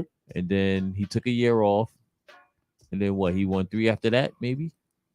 No, he didn't. No, he won 3 more finals three MVPs. finals after MVPs. that. Looking after at that. I think Mike won a Then you got- league. I think Mike won a league MVP where he Yeah, had a he crazy won- year, and it might have been 90. What they won their first year? 96. 91. 96. 96. No, was it 92 that he won? 91. That he won 92, MVP, 93. He won defensive player of the 91 year, and and his 92. scoring Trifecta. title. Yeah, he had all 3. He won all 3. Damn. Where he won MVP, defensive player of the year, Yeah, and finals MVP. and finals MVP. That's Yeah. never been done before, though, right? Mike Probably did it. has. Yeah, Mike did it. Fact of fact. Word. Yeah, Mike was something different, man. For real, man. Shout out to Money, man. Word up, man. We blew through the first hour and some change, kid. Word up, man. Yes, sir. We need to take it to a DJ JOJ We got a mini mix. we got a Biggie mix over there. Uh I oh. can do a biggie. Let's mix. go, Jay. Okay. He put you on blast right now, kid. Rest in peace to B.I.G., man. You know what I'm saying? Definitely. I know that his family don't like celebrating his music, but listen, man. On this day. On this day. On this day. day. But hey, man, Bars and Hoops, man, we give him his flowers, man. He was definitely a great man, GOAT of all time. You know what I'm saying? And we're going to take it to that spin cycle with DJ JOJ, man. Biggie mix, man. And when we come back, strictly hip hop. We talking Melly Mel, a.k.a. Muscle Simmons. He out here, he out here doing arm curls. Talking about, I ain't intimidated by nobody. I ain't mad at Melly Mel, man, but we'll get to Yeah, that. we gonna though. get to I ain't that, mad man. at Melly Mel. Don't forget the number to call is 516-206-0711. No off season on Bars and Hoops Radio. Check in with us. You're now tuned into Bars and Hoops Radio, where the world of hip hop and sports live. The Commission, Uncle Paulie, P. Diddy, Caesar Leo, De Janeiro, Charlie Baltimore, the mic off? Slim, the most Oh, it's probably shady, my mic. Frankie Baby. We here. We ain't going nowhere.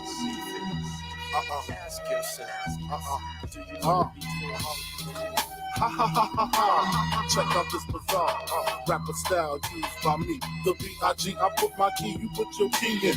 Money will be seeing. We'll reach the fucking ceiling. Check it. My calico been cop. This rap Alfred Hitchcock. Drop top notch. Player hating gon' stop. This instant. Rappers too persistent. Quick to spit. Biggie name on shit. Make my name taste like ass when you speak it. See me in the street, your jewelry, you can keep it. That be our little secret. See me, be that is, I that is, gee whiz. Motherfucker still in my biz. Don't they know my nigga got a fucking kidnap kids? Fuck them in they ass, throw them over the bridge. That's how it is. My shit is laid out. Fuck that beef shit. That shit is played out. Y'all got the goal. All I make is one phone call. All y'all disappear by tomorrow. All your guns is borrowed. I don't feel sorrow. Actually, your man passed the gap to me. Now check this. What's beef? Beef is when you need 2 cats to go to sleep. Beef is when your moms ain't safe up in the streets. Beef is when I see you guaranteed to be in ICU. One more time, what's beef? Beef is when you make your enemies start your cheek. Beef is when you roll less than 30 deep. ICU, guaranteed to be in ICU. Let's ride, let's ride, let's ride, let's ride it out. Let's ride, let's ride, let's ride, let's ride it out. It's gonna big it, please gonna big it. It's gonna big it, it's gonna big it, it's gonna big it, it's gonna big it, it's gonna big it, it's gonna big it,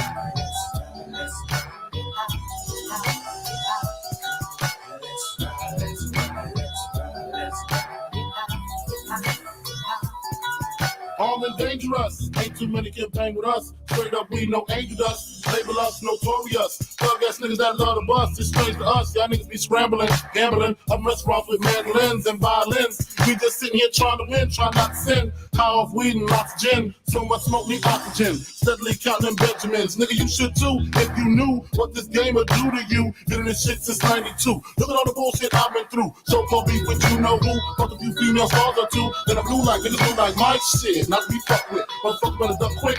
Cause me and my dogs love the buck shit. Fuck the luck shit, strip the aim. No aspirations to quit the game. Spit your game, talk your shit. Grab your gat, pull your clip. Squeeze your clip, hit the right one. Pass that weed, I got to like one. All them niggas, I got to fight one. All them hoes, I got to like one. Our situation is a tight one. What you gonna do? Fight or run? Seems to me that you'll take me. Roll the big nigga, that's on me. I'ma tell you like a nigga told me. Cash on everything around me. Shit, lyrically, niggas can't see me. Fuck it, gotta go cook the coke, cut it. Know the bitch before you call yourself never it. Nigga with a bench fucking it. Doesn't it seem all to you?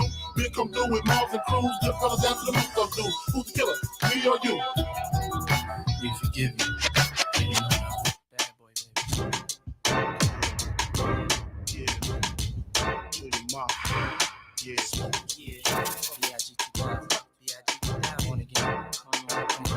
The weak of the strong, who got it going on? You're dead wrong. The weak of the strong, who got it going on? You're dead wrong. Relax and take notes while I take totes of them. Smoke, throw you in a choke, gun smoke, gun smoke. Biggie Smoke for mayor, the rap slayer, the layer, mother, say your prayers. Hail Mary, full of grace. Smack the in the face, take her Gucci bag and a North Face off her back.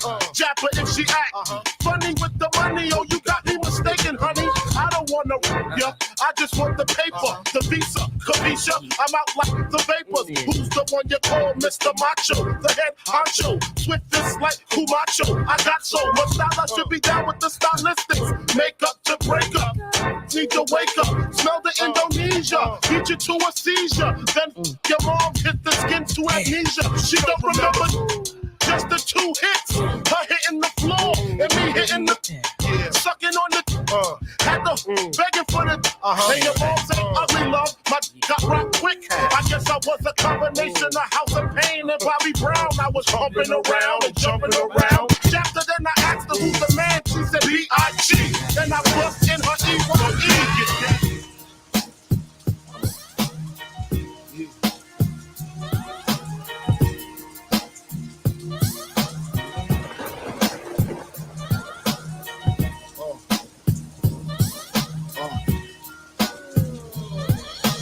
Sitting in the crib dreaming about Learjets and coops, the way Salt shoots and how to sell records like Snoop.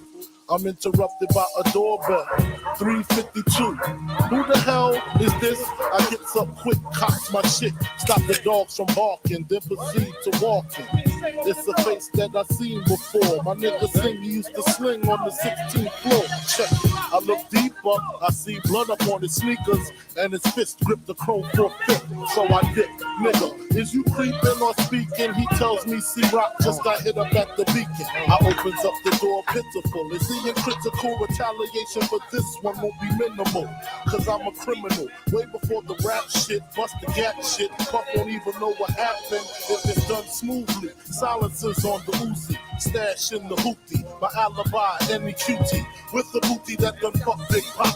Head spinning, reminisce about my man C-Rock. Somebody got to die. If I go, you got to go. Somebody's got to die. To let the gunshot blow. Somebody's got to die. Nobody got to know that I killed your ass in the bed. Somebody's agenda.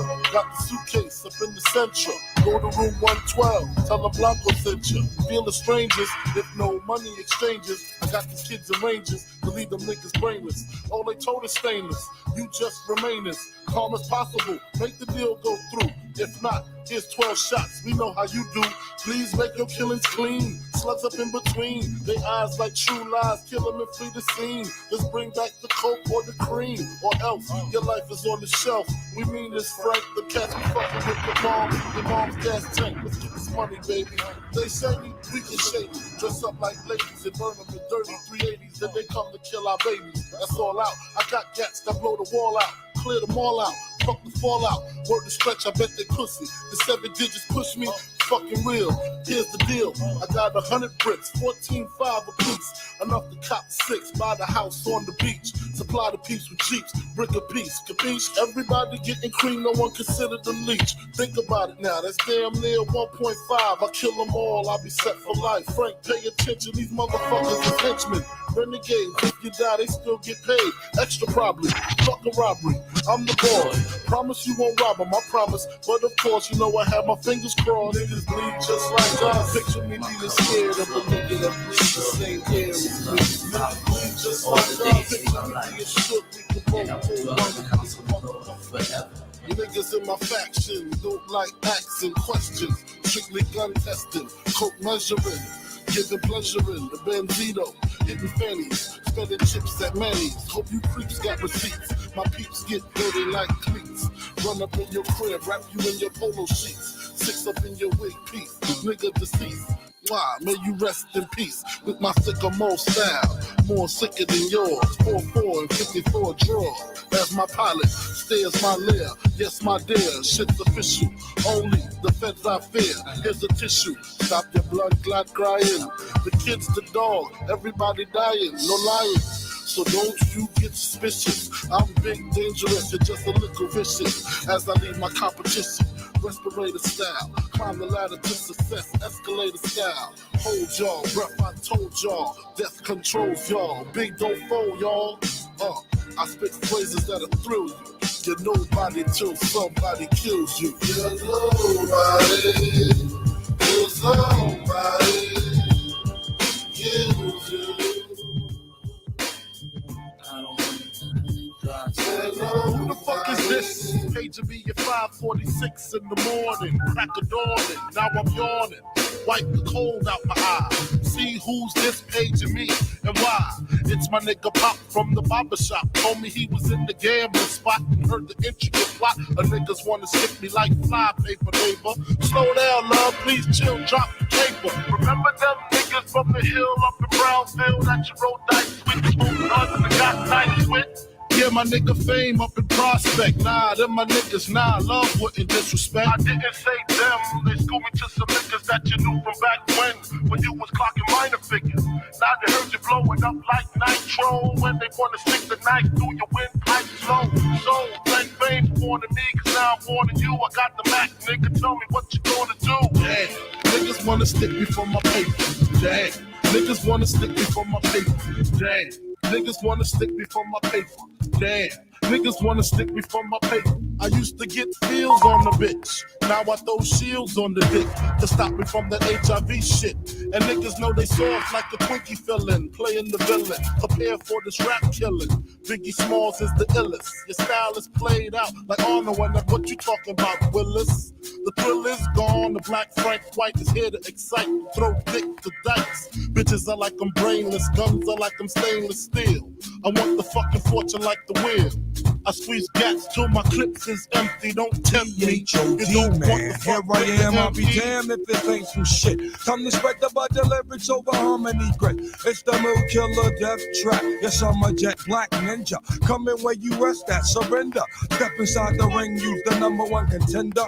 Looking cold booty like your pussy in December. Nigga, stop bitching, button up your lippin'. From method, all you gettin' is the can of ass whipping. Hey, I be kicking you, son. You doing all the yapping, acting as if it can't happen. Your frontin' got me mad enough to touch something. You want from Shallon, Allen, and ain't afraid to bust something. So what you want, nigga? You want, nigga? I got a 6-shooter and a horse named Trigger. It's real, 94, rugged raw. Kicking down your goddamn. It's the 10 crack commandments. Why? Man can't tell me nothing about this coke.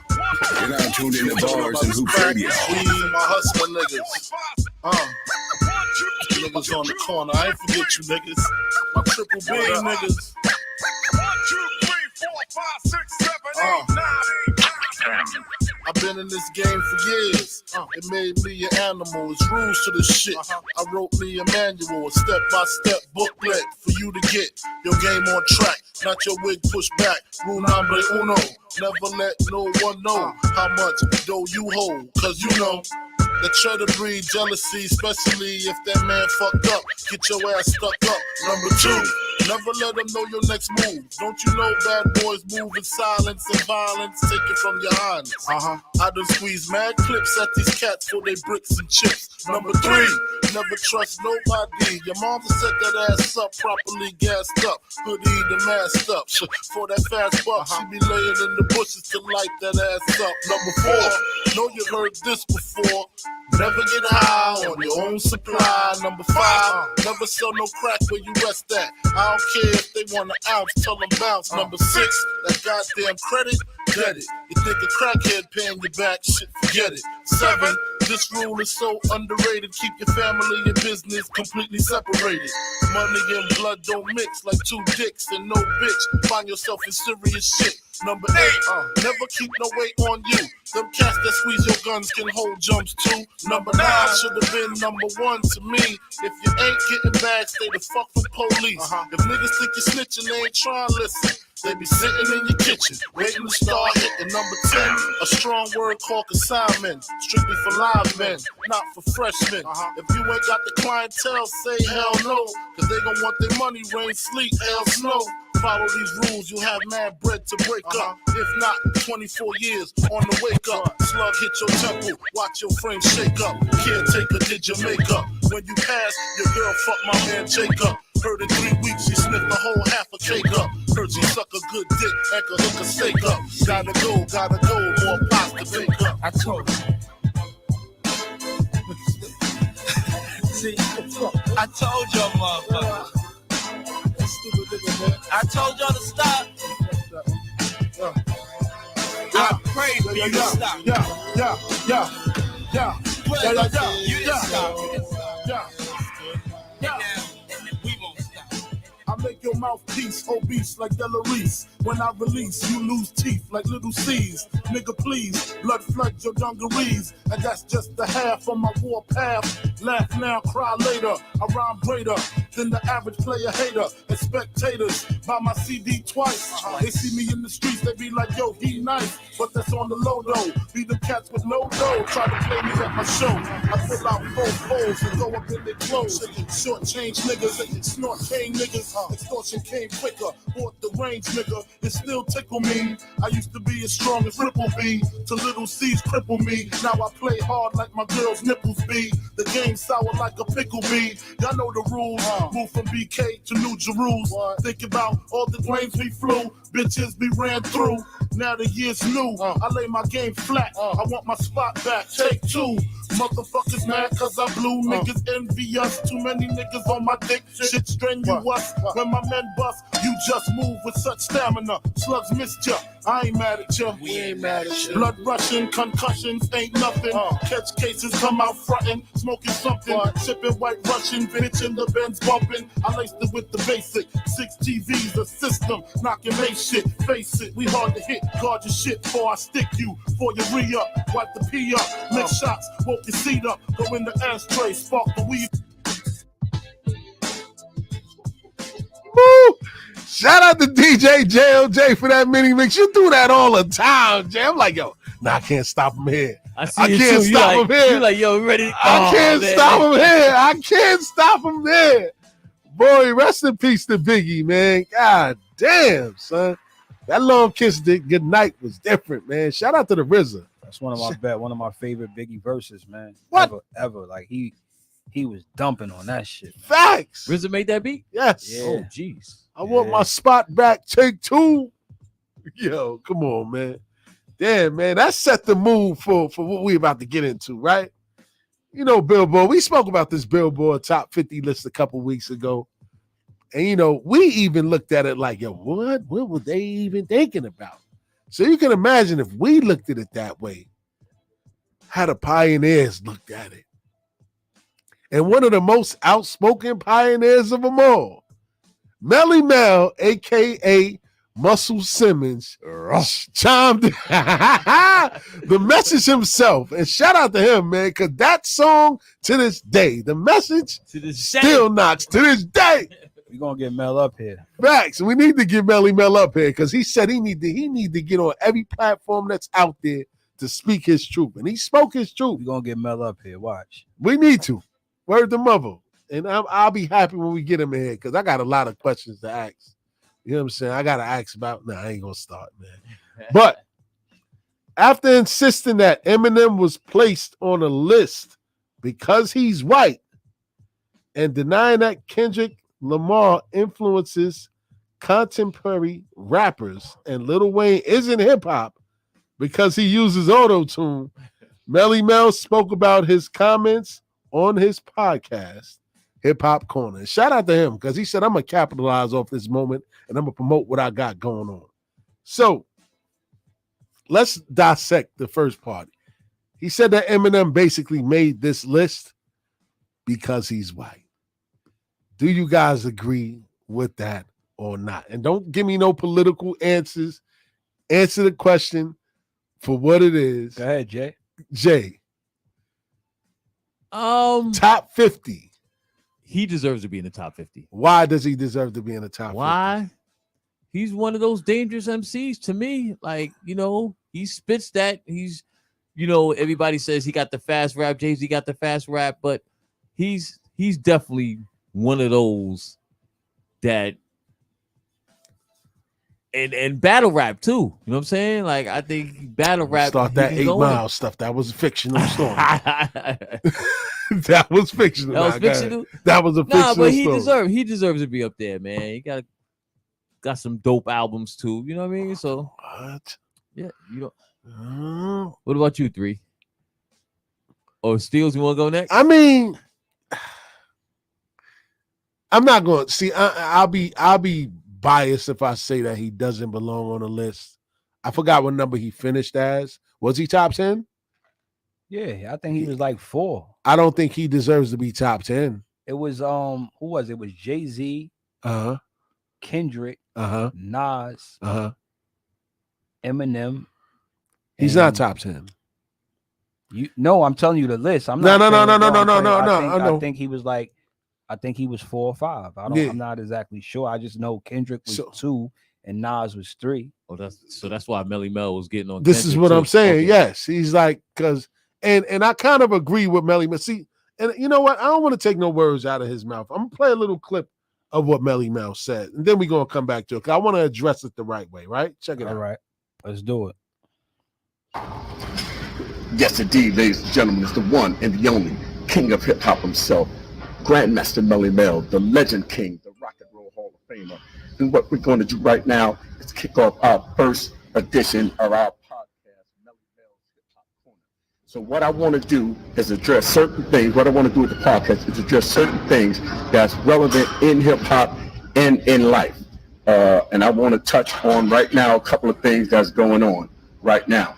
And the first thing I want to do is make 3 quick points. Melly Mel has nothing against nobody in hip hop. I've been in hip hop over 40 years.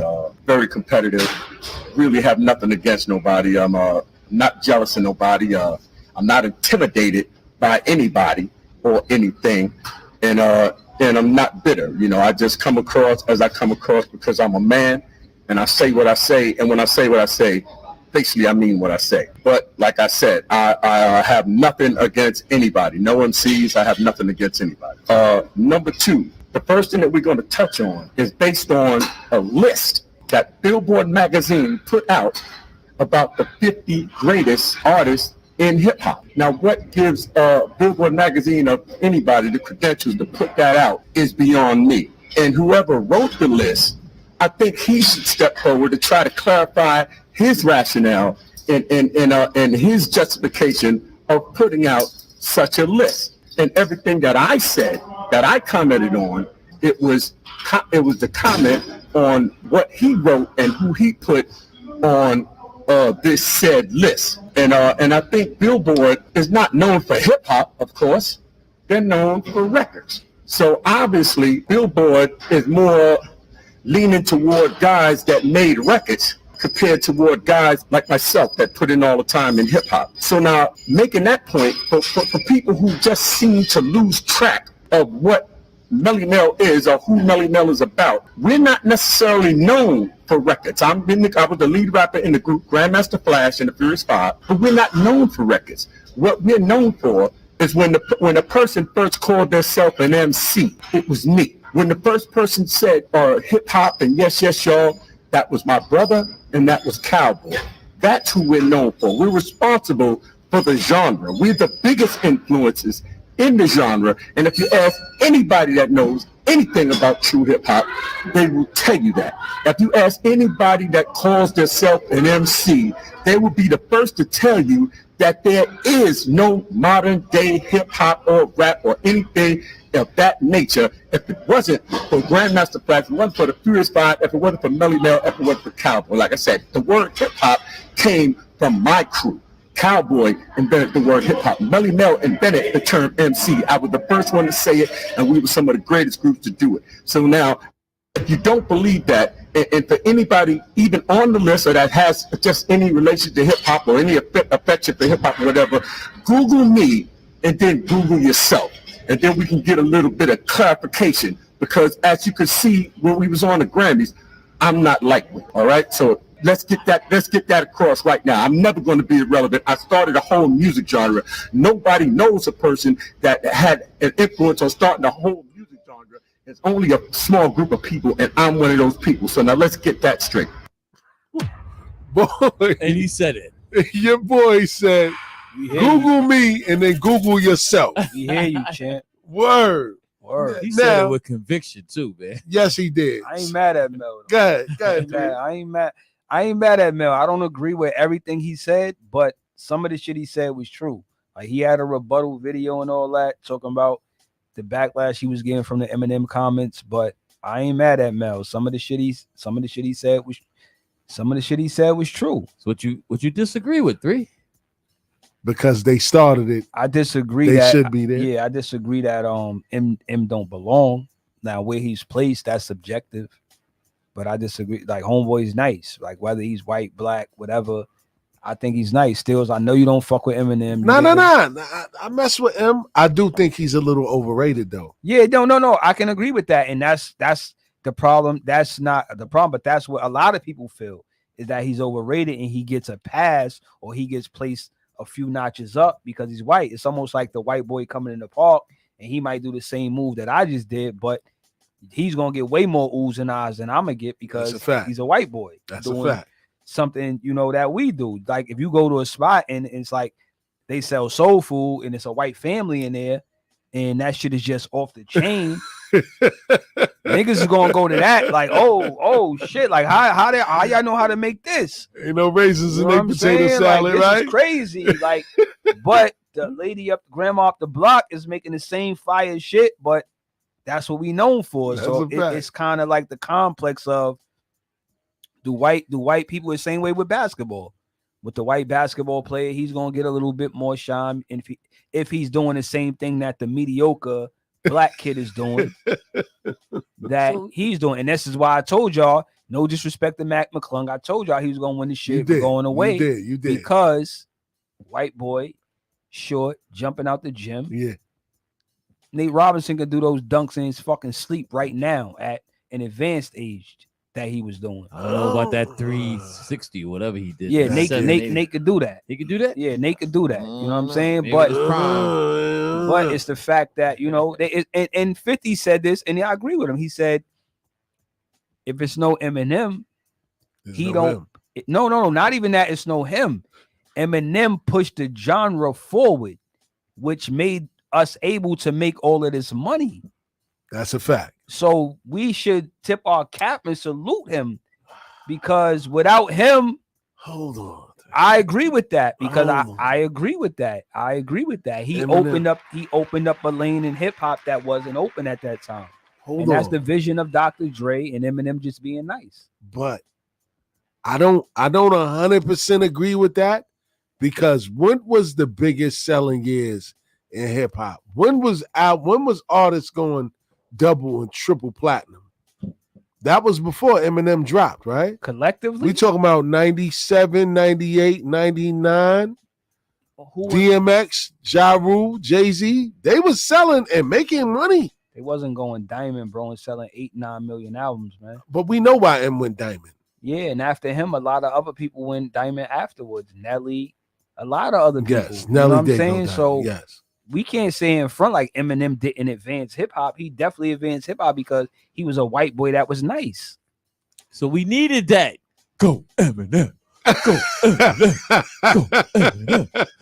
The NBA needed the Larry Bird Magic rivalry. Yes. Boxing needs Jerry Cooney. Yeah, they need a white fighter or a Mexican fighter to go against a black fighter. You're not advancing the sport with two niggas beating each other up. That's why those aren't the big fights. That's a fact. Like, I'm just keeping it real. And the NBA needed that white boy to win the dunk contest. The Mac McClung, yeah, for right. Two games in, he in the dunk contest. And 3 called it because I was like, yo, who's this? He said Mac Just keep it real, McClung. but to say M don't belong, blasphemous. To say you got an opinion of him not being top 5, I feel you on that, because at the end of the day, it's like, I don't revisit Eminem's music. I respect I respect his pen. I love the Marshall Mathers LP as well as a few other records and some songs, but I don't his music for me doesn't have a lot of replay value because he's not talking about nothing I can relate to or nothing I really want to hear over and over again. Can I appreciate the art of a stand record? Absolutely. But I'm not replaying that shit. I don't want to hear that shit again. That's okay. You got a fan that was on you that I don't want to hear that shit over and over again. But I might listen to Nas Rewind. I might listen to Made You Look over and over. I might listen to Biggie Missing You because I lost a friend to the streets. I might listen to a multitude of other things because I relate to it. Eminem doesn't really move the needle for people that look like us. We respect his pen game. What about Renegade? You ain't playing that on repeat? I haven't listened to Renegade since Blueprint dropped. And that's a fact. It's no replay value for me on Renegade. Him and Hove is just rapping. So that says a lot, though.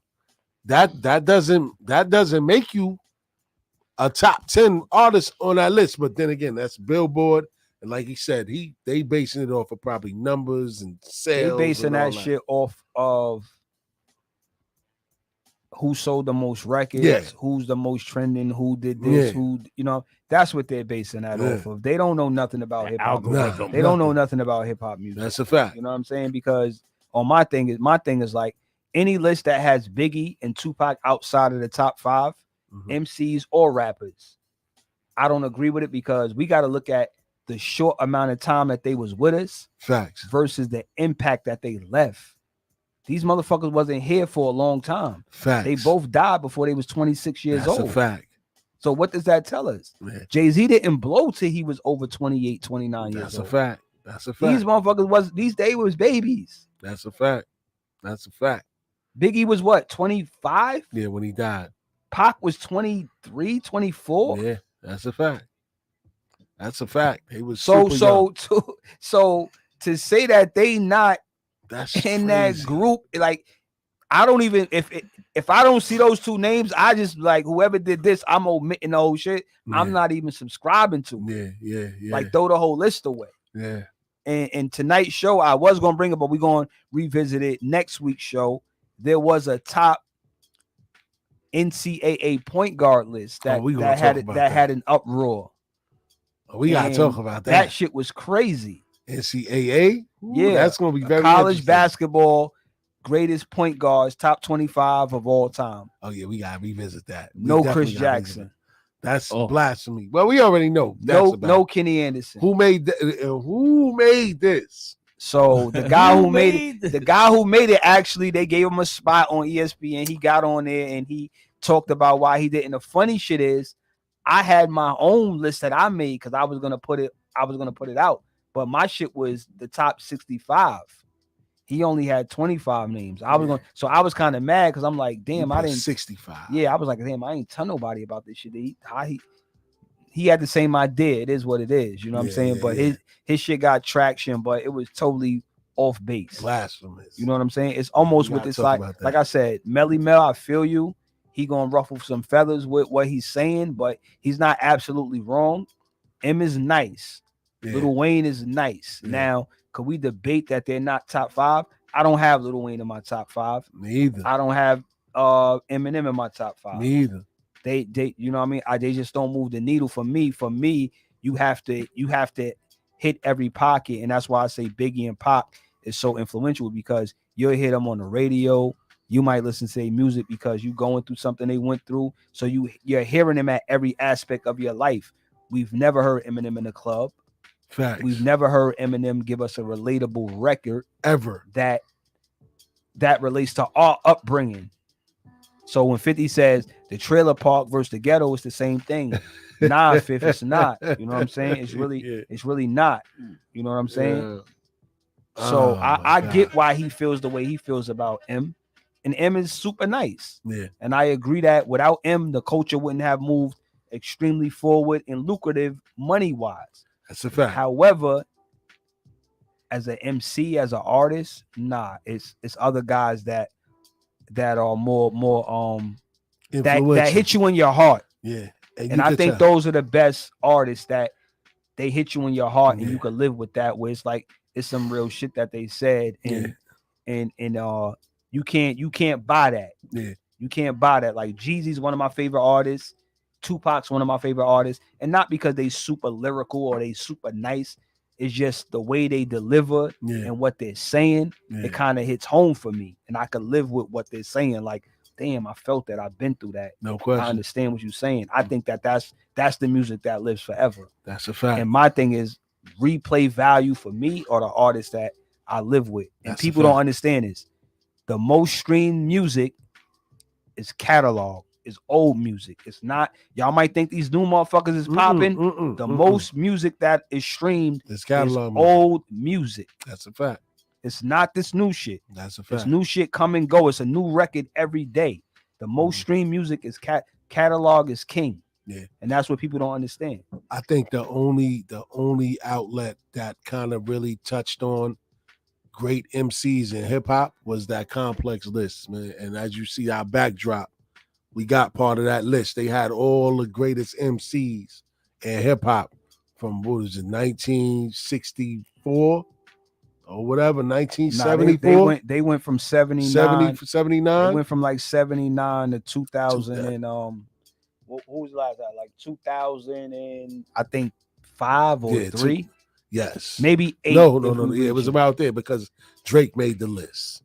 And Drake. But the only problem I had with this, they said the best rapper of every year. Yes, of that. I disagree with the wording of that.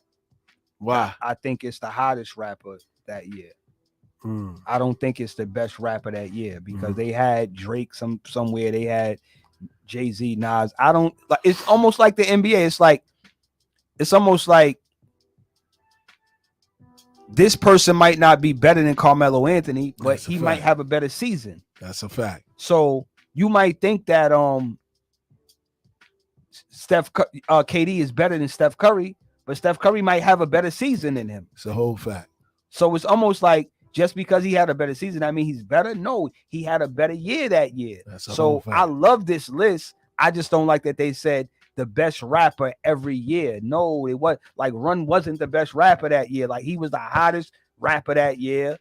T.I. was the hottest rapper that year. He wasn't the best rapper. T.I. could have never been the best rapper with Jay-Z and Nas still breathing. That's a fact. Never. Like he was hot that year. Yeah, we gonna give you that, Tip. Yeah. Now why you want to go and do that, love? Yeah. Like we gonna get that to you, Tip. That record was tough. You was on fire that Yeah, year. that Paper record was Trail, tough. all that. You was on, Yeah. but you wasn't the best rapper Nah, hell no. in the Hell game. no. You Hell wasn't no. better than Wayne when you dropped those, but you were the hottest guy because you were the go-to guy at that time. And he sold records. And he sold a lot of records. So Sold a lot of I records. love that. I love what they did with that. Yeah. I just didn't like that they worded it that way, saying the best rapper every year since 1979. Yeah. No, Mo D wasn't even the best rapper that year. He said, "Ooh, Kumo D, part of the treacherous 3." Like LL Word, said, kid. man. Come on, LL. He, To the break of dawn. Hello. Yo, shout out to Queen, shout out to L. That was one of the greatest diss records ever, too. You know what I'm saying? For real, man. Word, man. But we definitely gonna revisit that point guard list, man, for the NCAA. Cause that's gonna be pretty interesting, man. So we got about 10 minutes left in the show, man.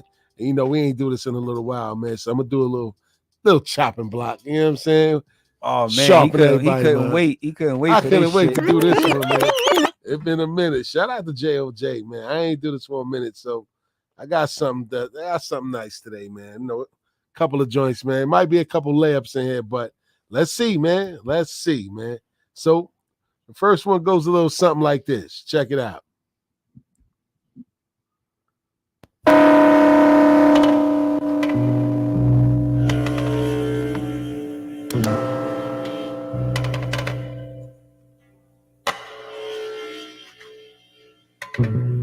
Oh, I hear it. I hear it. I forgot what song is that. Okay, let's see, Jay. Let's see if you really got it.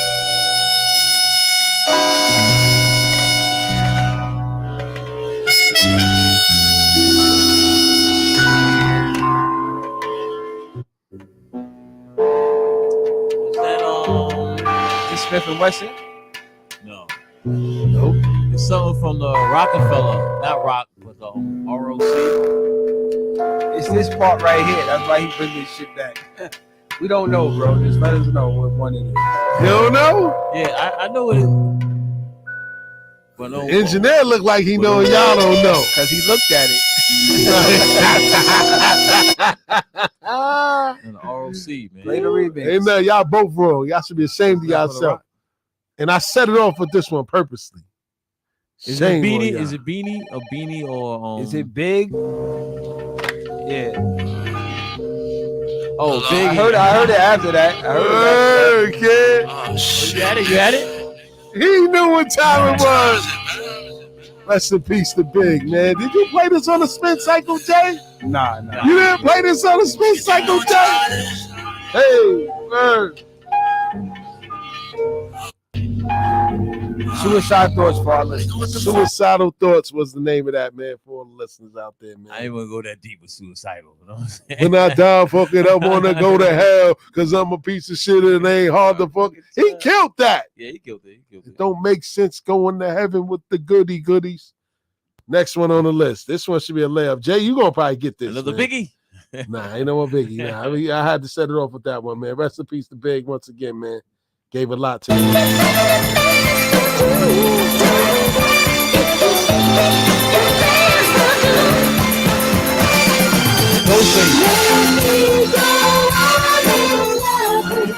Which one, Jay? Ghostface. Which one, Jay?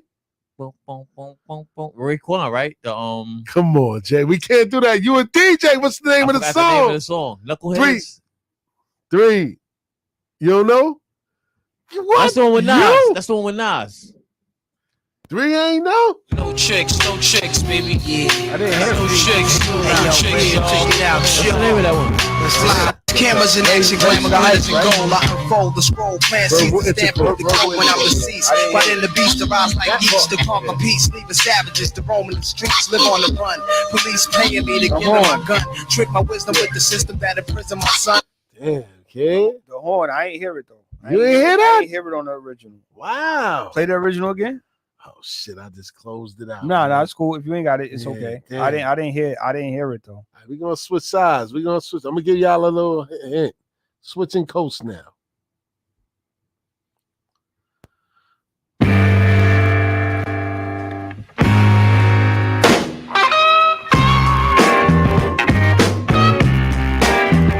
Ice Cube. What's the name of the song, Jay? I ain't got the name of the song. What's the name of the song, Jay? Come on. The bigger the cap, the bigger the pyramid. And when dealing with the lynch mob, you got to know steady mobbing is not just a name of a jam, but a way of life. Bound together by motherfuckers that's known to break them off something. Give it to me. Steady Marvin. Ice Cube, Steady Marvin. This is off the American Road. Damn, baby. Ain't no replay value on that 3? Q? Yeah.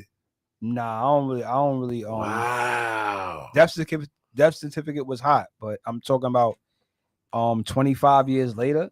Nah. The 25-year later albums I still play is shit. All that shit from the early 90s. Like R&B and yeah, you know what I'm saying? 3 on his R&B bag, need a bacon and all that. Word the mama, shout out to 3. Giving you the best that I got. This is the last one before we get out of here. Bobby Brown, you know what I'm saying? Like, but all that, a lot of that rap, like that shit got to be classic to have replay value for me. Rap. Rapping got to be classic. Turn that shit off. That shit your parents say, take that shit off. Last one on the list, so man. You're not playing Ice Cube today, bro. You lying if you tell me that. Y'all niggas is lying. And it's not Pat Boots. We know this is Marvin Gaye. I switch coasts again. It's another hit. Yeah, I forgot who used that, man. Everybody used this shit, so this is a trick bag. DOC, I think. Shout out to JLJ. Jay, you on fire today, Jay. You on fire today. LG flow with the wisdom, sense of a rich man, knowledge and the rhythm. This is what I'm using to come up with a style, so I'll interact all together better with the crowd. And DOC was super underrated, kid. I mean, don't get me wrong, his albums weren't great, but he had some joints, kid. Some joints. He was better behind the scenes as a writer, I think. You know what I'm saying? So he did a lot of writing on that Chronic album. He did a lot of writing on other projects that came out of the camp. Facts. So he was better behind the scenes as a writer. And sometimes that's your lane. And I think that, you know, you gotta identify that this is what I'm better at. You know what I'm saying? Like, and I think that's what stops a lot of people from, well, me personally, I know from experience why a lot of shit didn't come to fruition for myself and the people around me is because people couldn't identify who was good at what. That's a fact. So you got to identify who's good at what. This guy might be the guy that need to take the meeting. You might be the guy that just need to stay in the studio, nigga. You might be the guy that just need to rap. You might be the guy that just need to be the engineer. That's a fact. Sometimes you run into people that they want all the credit, they want all the benefits, so they want to wear every hat, not knowing that you stopping the team from winning. You know what I'm saying? I think DOC was an ill writer, just the same way Dre wasn't a great rapper. He knew his bag was producing. That's a fact. You know what I'm saying? So you got to understand that. Like Tank was a background singer, and he wrote a lot of people's favorite R&B records. Yeah. He was a writer in the background. You know what I'm saying? So that's a fact. Shit, shout out to DOC because he had a nice little prize too. Erica Badu, baby. Word up, man. Word up. But on that note, man, we gonna take it out of here, man. Shout out to everybody that checked in on Facebook, man. Shout out to everybody that checked in on YouTube, man. Shout out to everybody that listened live on Bars and Hoops Radio. Don't forget, man, every Friday, 8 to 10, no off seasons featuring myself, Stills the Great, 3D, and DJ JOJ. And until next week, we are signing off. Peace.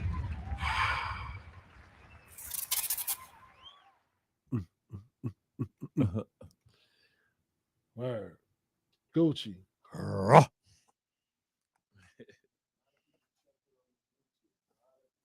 a lot of people checked in on YouTube.